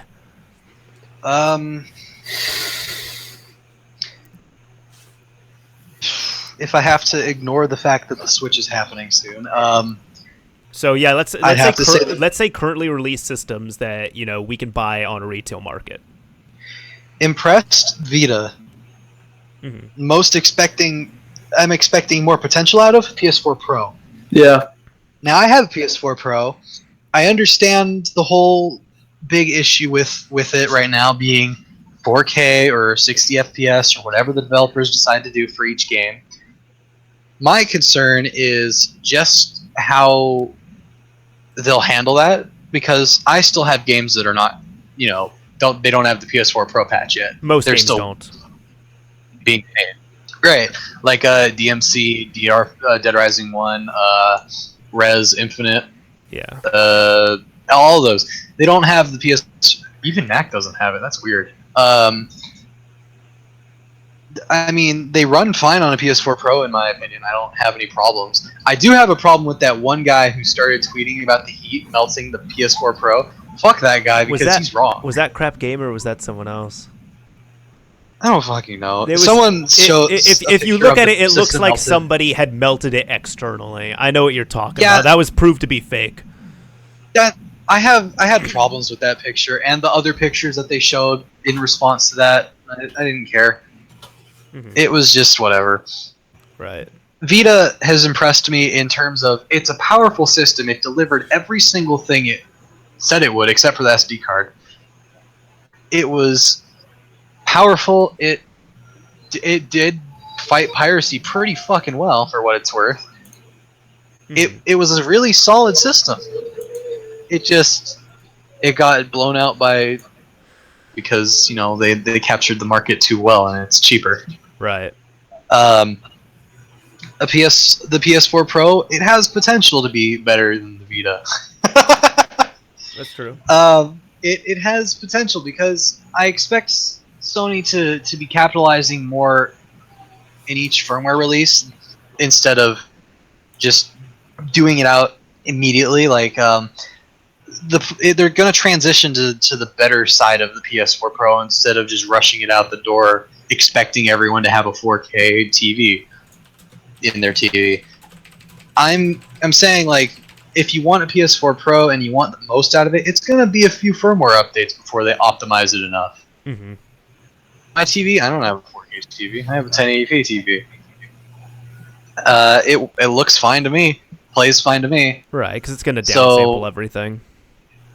The overall impressiveness of it is going to be a much slower thing than maybe the PS4 or the Vita. Yeah. The Switch, on the other hand, is impressive solely for the fact that they are releasing a system that is just not white. That's true. Like, but launch model that isn't white, that's weird. Mm-hmm. for Nintendo. Speaking of which, is there a white PS4 yet? Yes, there is. Okay. Yes, there are. Yeah, I had the Destiny bundle. Yeah, Daniel, what about... what's yours? Yeah, Daniel, what about you? Your most impressive system. Yeah. Well, the only ones I can speak for are PlayStation 4, Xbox One, 3DS, and that's really it. I mean, I play the Wii U, but not enough. And Vita, I've never owned one. My buddy has one, but I've only used it like once or twice. I mean, out of those three, hands down, PlayStation 4. I mean, if anyone asks me, like, okay, so usually the question isn't, should I get an Xbox One, a PS4, or a Wii U? Like, that just never is the question. It's, should I get an Xbox or a PlayStation? And yeah, I always say, like, hands down, PlayStation. The only reason I'd ever get an Xbox is if... You should go for your games. What's that? You should go for the games, not... Well, yeah, but the thing is, a lot of the Xbox games, like my buddy made a pretty good point to me, is like most of them, if they're not right away, a lot of them make it on to PC. That's true. A lot of them do. Like, I mean, if you look at compared to Sony games, like how many of them make on a PC? Like the exclusives, none. They don't. It's rare. There's a modding effort to get. There's a homebrew modding effort to put Beyond Two Souls onto PC for some reason. I would love that, but hey. I think it's because they were promised a PC version that never happened or something. I don't know. It was really weird. Mm-hmm. But yeah, I get your point. Sony has more actual exclusives. Yeah, for me, that's my thing. Is that like again, if there is a game on Xbox that like I want to play, it'll probably come to PC. If not, then like well, PlayStation to me has a lot more like games where there's like games that I actually want to play, and like I play mostly shooters, but I don't mind like an occasional RPG or like even a JRPG, and I feel like Sony definitely delivers better the JRPG scene than Microsoft does. Oh, infinitely. Like, hands down, yeah. So, but yeah, I mean, definitely PlayStation, and I don't have PlayStation Pro. I mean, I've looked at them and they look exciting, and I think that they were on sale for like I think $325 this Black Friday, but I mean, even at that $400 price tag, to me, that's definitely fair for what you're getting hardware wise. I'd like to add on to my stuff with Dreamcast. Just put that at number 1 by default. But whatever. Well, yeah, mine's what about you, Mr. Mario? N64, baby. That's true. Dreamcast was better. Come on. Nah, dude. I love my cartridges, dude. I like my proprietary mediums. I like my classics that can last ages and not look like shit. My cell shading. Oh, yeah. Mr. Mario, what are yours? What's yours most impressive one? See, I haven't been asked impressive, so this is an interesting question because my favorite would be PSP for sure, but either PSP or PS1 depending on where I am. Most impressive though, honestly, I'd probably Dreamcast is better than the PS2. Let me just tell you. I think I'd probably go with the I'd probably go with the Vita on there, honestly, as well, too, because even though it's not, I've said this before, it's not my favorite handheld, like with PSP is my favorite handheld, but the Vita is the best handheld that I've ever used. Just in terms of, what they were able to do with the games later on, the tech that they had in there, it definitely took some time to mature, and even the games that you can find on there are quite good, and it's unfortunate that it really didn't get the official support that it did. Fucking tanked, dude. Yeah, oh, absolutely. It did horribly.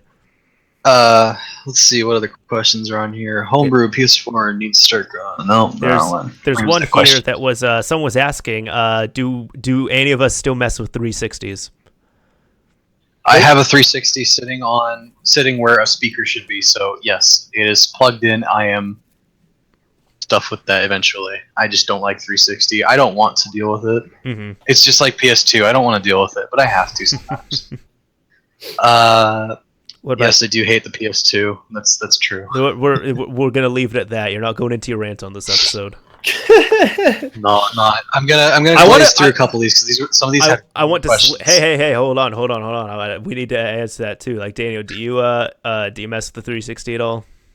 Nope. I played Call of Duty 4, COD 4 the other day with my brother when I went over to his house. He had it plugged in because he still has one. But no, mine are in a milk crate under my bed, tucked pretty far. I like if someone were to ask me to plug one in, it would take me a minute to find out where the fuck my power cable is. Dude, anyway, so in my old car for the longest period of time, even like the day I ended up getting rid of it, I actually had a Xenon power supply for a 360 that I just always kept in my car. 230 watts, right? Why? 203. Oh, 203, yeah.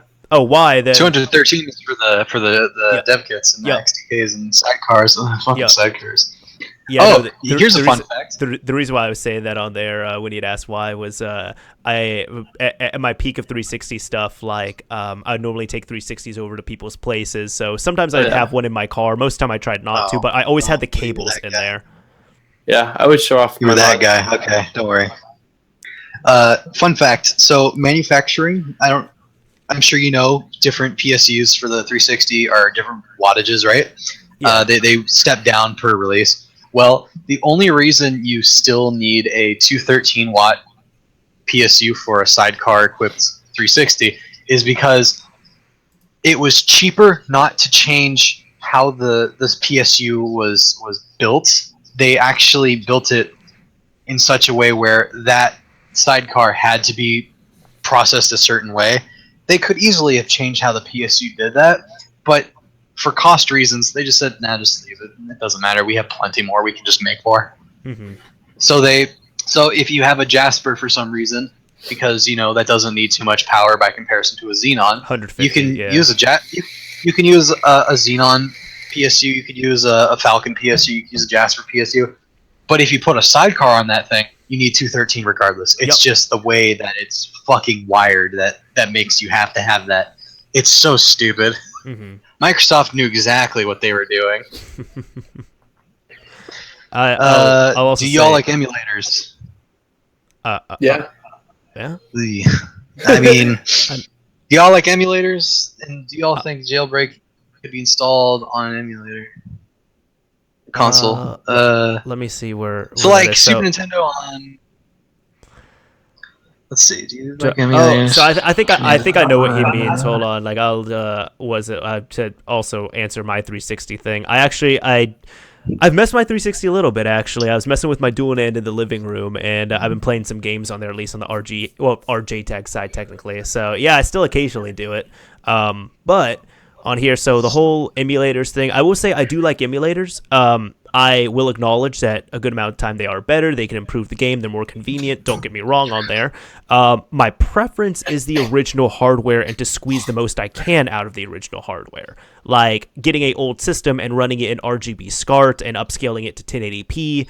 I love that shit. Like, absolutely love it. It doesn't matter that I can emulate it. I love using the original hardware.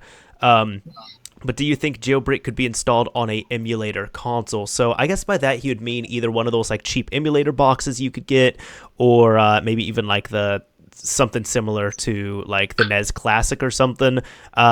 Technically, it wouldn't really be called a jailbreak now at this point. Ever since GeoHot coined that term, everyone uses jailbreak to describe everything. So, I mean, it just depends on what you work with. If it's like an Android box or something, of course, it can happen. Of course, it'll be root at that point, but yeah, it can. Apple TVs technically could have been jailbroken. Don't know if you could play games on there or whatever. But then even more Apple proprietary TVs stuff. can be jailbroken, by the way. Not They the can newest absolutely be. ones, I think. After like, I think it was the 3 or something, I couldn't. You can still do it. Come on, if you can build it, you can take it apart. Of course, that's true. I think people just stopped caring. I could believe that one. Yeah. Emulator wise, I'm in a weird spot. I like my emulators because if something is like I deal with prototypes. I had 113 Power Ranger Lightspeed Rescue prototypes. Trust me, it's a shit game. Don't play it. There were a couple that were deemed as a bad build, like it booted and went into a red screen. Mm-hmm. Okay, I can understand that. I put it in my system. Red screen, exactly like it said. Loaded the ISO I built in an emulator, worked just fine. Didn't matter. Things like that are absolutely something I love because broken still works in some weird way. I don't know what it does, so it's not being played originally. But if the original one is broken, but the emulator is working, I can be fine with that. I like to just do it on the original hardware. If I don't have the original hardware and I just want to, do it quick and dirty, like if playing PS1 or PS2 on my PS3, yeah, I'll do it. I already have HDMI out. I can already configure it to however I need. But even that's emulating. I know that's surprising, but yeah, that's even emulating. PS1, 2 games. It's amazing. Mm-hmm. It does it so accurately too. It shows the pixels just how I like them. All I said was yes, I like emulators. So I'm gonna do my part on it. Basically, is that I like the original stuff too. I mean, I collect retro games, specifically for N64. That's like my console of choice. So I haven't gotten in a long time, but I mean, I do have like 90 something titles, like original. But I will say that it's hard to hunt some of them down. And it takes up a lot of space. I mean, especially like my goal always was to have a complete collection of N64 titles. So I mean, that's not really easy. So for the sake of simplicity and convenience factor, I really like emulators for that sense. I mean, I have a retro Pi set up in here, so that way me and my buddy can play games. Like, it's just super convenient. You can either plug in like a N64 controller that was made with a USB plug. They have like, you know, third-party ones, or you can even like hook up a Bluetooth with like it has Bluetooth, so you can hook up like a PS4 controller and play that from the bed, like multiplayer and on the couch or whatever. So I really like it. I definitely think that there's a time and place for both of them. I like having the original for the collector standpoint, and again, I like the nostalgia behind actually popping open like, you know, the roof or the hood of a console or putting in a cartridge. But at the same time, it's more comes down to convenience for me than anything, and what's available, really. So yeah, I like emulators. So the person who was asking about the emulator stuff, and Grimdo, you were mentioning CEMU and PS3 emulator. So I want to just quickly add, the PS4 is built on, at least in a software side, in such a way where you can make a PS4 emulator work just fine and super easily, since everything is built with so many common things. We will probably have a more functional PS4 emulator than we will a PS3 emulator. Yeah. Just think about that for a little bit. It's super standard hardware. The what was it? VSH is essentially just, you know, .NET framework. It's not something amazing. It's just heavily modified. You can still build it, and since we have everything decrypted, we just build an emulator. PS4 emulator, gonna be good. That'll be neat.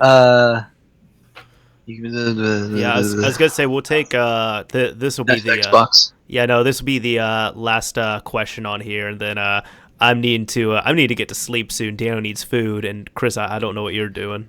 I don't do anything. Come on, okay. I live off memes and shit posting. Okay, I mean, I you know what? I accept your alternative lifestyle.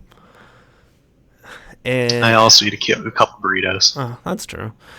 So here, last question for you guys, but any thoughts on the Xbox One Scorpio? I don't know. No, not really. I mean, I guess if I really have to comment, it's why the fuck would you even bother when you're essentially giving no reason to buy it when everything will be on PC anyway? Understand Microsoft's marketing. I get that it's working in some capacity. I just don't see what their thought process is here.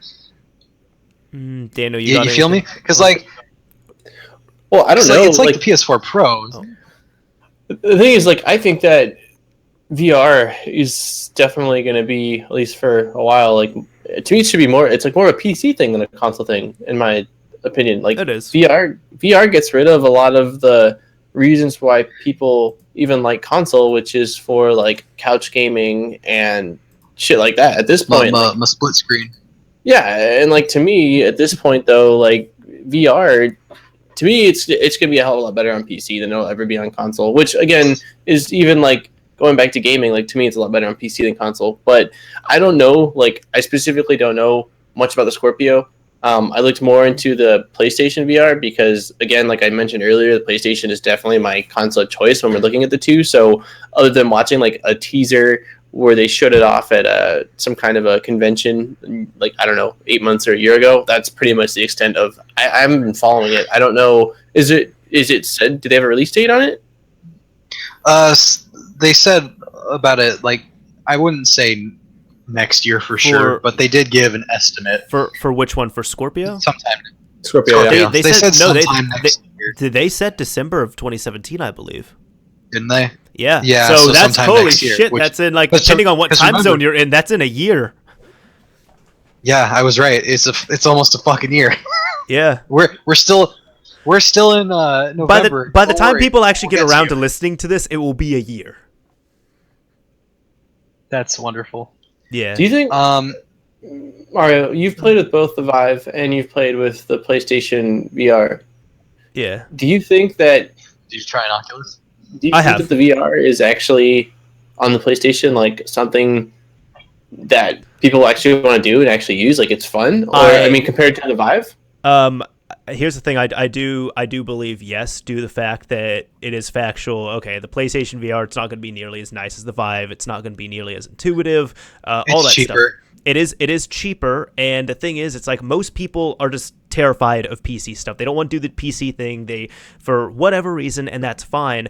Plus, the main thing is like you gotta set up the space for the Vive. One of my friends, he set up his entire living room for the Vive, and it's fucking awesome. The thing is, though, he owns a house. He lives by himself. He doesn't have a significant other to yell at him about it. So it's fine for him. Most people will not do that. They don't even want to redo their whole like computer room or wherever they might be. Plus, again, if you're on your computer, you can't really... It's really hard to have a PC local multiplayer experience like on one PC, while as on the PS4 that's supposed to be in the living room. You're gonna have the PSVR in the living room, and I've had multiple times where I've brought a group of people over, we've all piled into the living room and had fun with the PSVR. So I absolutely believe, even though it's not nearly as good and it is more limited, it is going to succeed just because it is on a successful console and it's been marketed well enough. And it's a lot easier to handle, let me tell you. That space for the Vive, dude. There are some games that have different space requirements, so you have to also adjust to those. And that's kind of bullshit, but whatever. Mm-hmm. My local GameStop got a display Vive. Unfortunately, no one told them that the space required for the Vive is bigger than that store can accompany, no matter how much they rearrange things. And so GameStop is already like send it to other ones. And every single GameStop pretty much runs on a space premium already. Oh yeah, it's just like the one place in my whole area that has a VR setup is the one place that can't fucking do it. Mm-hmm. I don't know how that got messed up, but it happens. I think VR is... It's one of those... It's hard. It's really hard to say for this one. HDR, okay, maybe that one will phase out. 4K, that sure as fuck is not going to phase out. I don't know.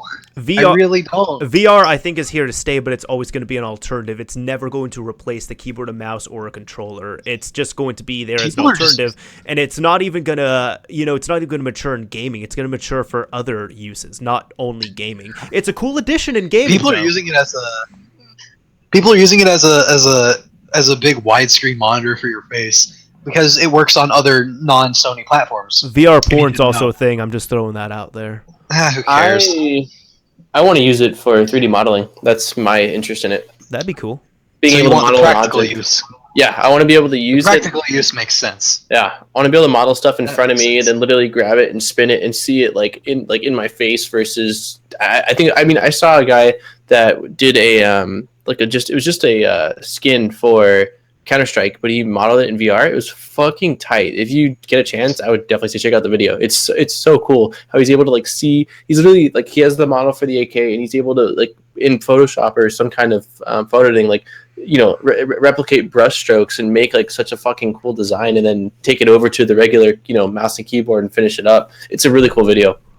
Practical uses for VR, and I like that you're thinking about them, because practical uses for this, everyone can agree that's probably something amazing. Yeah. For video games, I think they're less inclined to think it's useful or entertaining.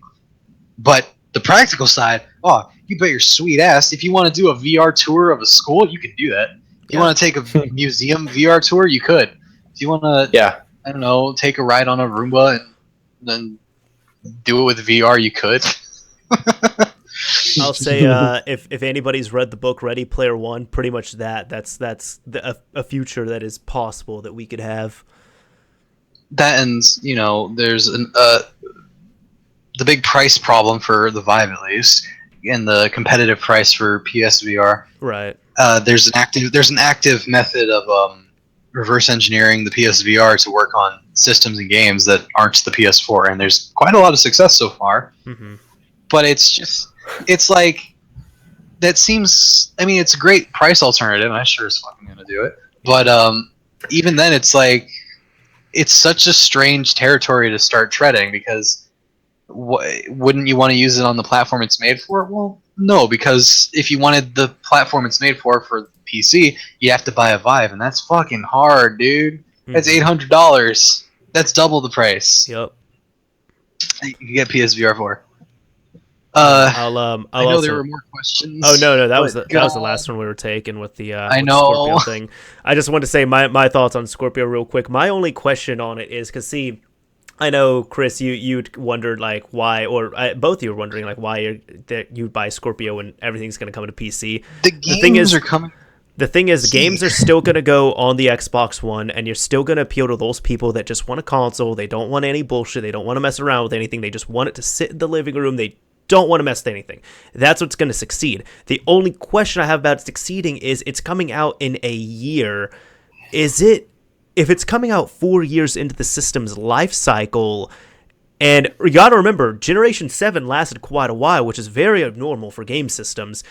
4 years into the system's life cycle for a whole new, beefier, powerful system, I don't know if that's too late, or if it's on time, or if it's... I don't know. I think it's like a PC upgrade, where it's finally become too outdated and got to upgrade your shit. Mm-hmm. We'll see. Also, UHD Blu-ray. Mm-hmm. Sony, why did you do this? Why did you not add? Okay, yeah, they did. Blu-ray support? I am sour about that. They did fuck up not putting UHD in. I can buy. I don't even watch movies. I wanted to get TV shows. I wanted to get into UHD Blu-ray, and I can't because I'm like, well, I don't feel like buying an external, Blu-ray player. I don't want to get an Xbox One S, and I bought the PS4 Pro thinking, oh, it'll probably have a UHD Blu-ray player. No, it didn't. It's such a strange world we live in, where Sony beat the fuck out of a platform, out of a media format. Yeah. After losing to VHS, mind you, they lost there, but then they beat DVD with Blu-ray, which is they beat HD quite DVD impressive. With Blu-ray. Well, yeah, who cares? It's a DVD as far as I'm concerned. It's just dual layer. One of them's HD, one of them isn't. Yeah, but who cares? HD is nice. Hey, HD porn. I mean, storage space you have a Blu-ray, which is by default 25 gigabytes. It's pretty good. It's how much more is that? DVD's 4.7. So about it's like 9 gig. It's like 8 it's gig, 9 gig, something like that on a dual layer DVD. It's like 5 times out of a DVD or something like that. It's something close to that. Who knows? Mm-hmm. But then you have 50 gigabyte, which is now becoming the standard since even NAC is 36 gigabytes. Can you believe that? Yeah. I mean, NAC is fucking huge. Have to figure out what's next. Well, we already have thought of that. At least Sony did. Now we have triple layer Blu-rays, high capacity, going up to, I believe, 125 gigabytes. Mm-hmm. So they at least future-proofed the storage capacity, but you would think that they'd at least accommodate their system for that. Or who knows, maybe they're going to have a different model PS4 with UHD Blu-ray support. Yeah, who knows? Maybe they are saying they're trying to go more for the digital thing, I guess. But anyways, I mean, they sure succeeded because the games aren't even disc games. They're digital. They just copy the whole thing to HDD and that's it. They just read the disc for the license, then you're off to go. That's true. In fact, I did a test of this. I ripped since there's no copy protection on. By the way, there's no copy protection on PS4 discs. There's none.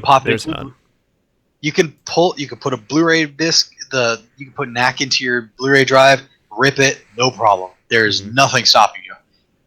What is stopping you is the @PKG because it's encrypted and whatever. You need a PS4, whatever. So none of Sony, if you take the @PKG, none of the main PlayStation series 1 through 4, none of them have had disk encryption though. Like you could just slap in the disk and rip it. They did.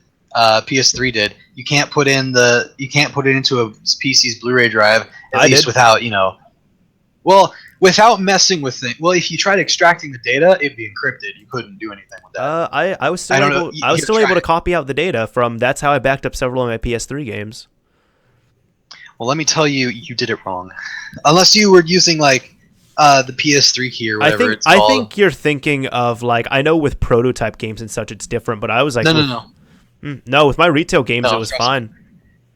All right, here's what I'm going to have you do. I'm going to have you put in your PS3 game to your Blu-ray drive. I'm going to have you rip that. I'm going to have you pick literally any file. Let's do eboot.bin just to make it easy. Open it in a hex editor, and you will not see SCE for the first 3 bytes. Well, see what I'm talking about with the copy protection. I'm talking about I'm able to actually like put it in and copy the files over. I mean, if it's encrypted, that's a different thing. I'm talking about the copy protection, not the encryption. PS1 has copy protection for sure. That's actually a thing. No, I was still able to rip my PS1 games as well. Something like the Xbox 360, those ones had the copy protection where you need a special drive for that, or you need to do it a roundabout way. PS1 had libcrypt, but not every game had libcrypt. Okay. So that's why. So some of them had Very few games actually had that. Yeah. So like Medieval 2, but the PAL release was a big problem. Yep. Anyway, back to the point. This will be the last point that we're going to sign off, by the way. It was copy protection. So you can take NAC, put it in your PC, take the @PKG off of it, and I mean it won't be encrypted. There's no problem with that. If you have a test kit like I do and you want to install that, and it's a disk game, you ripped it from the disk. Obviously, you would think, oh, if I install it, it'll be a disk. No, it will install and ask you to re-download it from PSN. Mm-hmm. So if you, for whatever reason, have a game that isn't on PSN, and I'm sure there's some that are only disk, maybe? I don't know. There is a digital version somewhere in the world that it will be looking for instead of the disc that you have. Mm-hmm. And that to me is showing just how far they're pushing the digital thing. Your disc is literally just a transportation method like PSN is for your game. Right. And the sooner people realize this, the sooner they'll realize buying physical discs doesn't matter anymore. Mm-hmm. I still like having except for PT, except for PT because that was digital only and there's no disc version. Yeah, and then they also ended up taking it down because I can kind of it still pissed me off, but I can still kind of understand Konami's logic where they're like, well, PT is a demo for Silent Hills, which is a game we canceled, so therefore if the game is canceled, we no longer need the demo that is teasing the game that is canceled. It was their method for doing it that was the problem. Mm-hmm. Anyway, I could talk for hours and my voice is just dying. But, yeah, and we're about 2 hours in right now. And yeah, we're all done at this point. So Daniel, do you want an outro? Yeah. I'm trying to figure out how to spell telekinesis to type in the chat. There's a cat that lives under my house that I've been getting food to. My girlfriend's like, "Where have you been? I haven't heard from you in like 3 hours." So I'm like, yeah, it's because of this guy in our chat. He's because of the guy in the chat that's keeping you all here longer than you need to be. Yeah, the pizza's calling me. But anyways, dude, pizza, go get that pizza. It's been there for like 2.5 hours, fam. Get the fucking pizza. It's too late, dude. But it's never. Yeah. So, anyways, thank you guys for hanging out. I know this was a lot. Oh, thank you for spelling telekinesis, WK. Anyways, thank you guys for hanging out a lot later. I mean, certain places on the East Coast, it's midnight right now. So, thank you guys for bearing with us. The late timing was definitely my doing because I'm on the West Coast and there was work and stuff like that. And so Mr. Mario was very cool to, accommodate that. And I'm glad we got it. He's also very good at OBS. Yeah, I'm fucking using OBS for this. Look at this. Look at this. Yeah, I had to crash course OBS. He's now OBS certified. You did a very good job. There weren't any a, problems. but yeah, so I guess I will sign out on my part. This is Daniel from ModBot. Thank you, as always, for tuning in. And yeah, I will, as Mr. Mario likes to use the word, segue into Mr. Mario's outro. Oh, well, thank you. So, yeah, no, if you want to check us out or anything, links are going to be down below in the description if you're checking this out on YouTube, where you can find Chris or PixelButts. He is just a menace on Twitter. Of course, you can find ModBot as well on his channel. There's also, you know, we got Facebook, we got Podbean, we're on iTunes, Google Play Music, all that other stuff. So if you're listening to this or watching it after the fact, please let us know, you know, anything you want us to cover, what you thought of it, what we can improve on, any of that fun stuff, because we actually do really value that feedback, and the not only the channel but also the show and everything can only improve and grow if we get your feedbacks. That's always quite important. But we appreciate you all hanging out with us, whether it be the pre-recorded version or the live version that people are checking out now. And I'm a bit tired, so I'll be signing off here. And then Pixel, you wanna sign out? Check out my Jesus Christ! I'm an absolute disaster. This is why we need to get off. What is it? No, I'm an absolute disaster on Twitter. Please do not follow me. But if you do, please enjoy the ride. I'm just a guy that does stuff. I don't do anything else. Yes. That's all I got. Guys, I'm just gonna I'm gonna torture him a little bit more. I will say this though, if people are looking at the full screen thing, look, I haven't shaved since Halloween. I did the no shave November thing. He's becoming a furry. Oh god, no, I don't, dude. Fursuits are expensive, man. You can shave my pooch. Hey, my friend has one. They spent thousands on it. Yeah, that's the thing. And the funny thing is, just kind of a little side thing here. A lot of like the furries I've seen live in like the most decrepit, depressing places and barely have money. And I'm like, you got like 4 fursuits. That's about $8,000 to $10,000 worth of stuff that you could have spent on something like, I don't know, a down payment for a house. No, that's about one suit. Depends on it, I guess. If it's a good one, it's $10,000. That's true. Anyway, yeah. Anyways, well, I know some people. You know some people. Sign off for real, guys. Later, everyone. Thank you for listening. Thank you for watching. All that fun stuff. And we'll see you in December. Glad I made these ones. Kisses.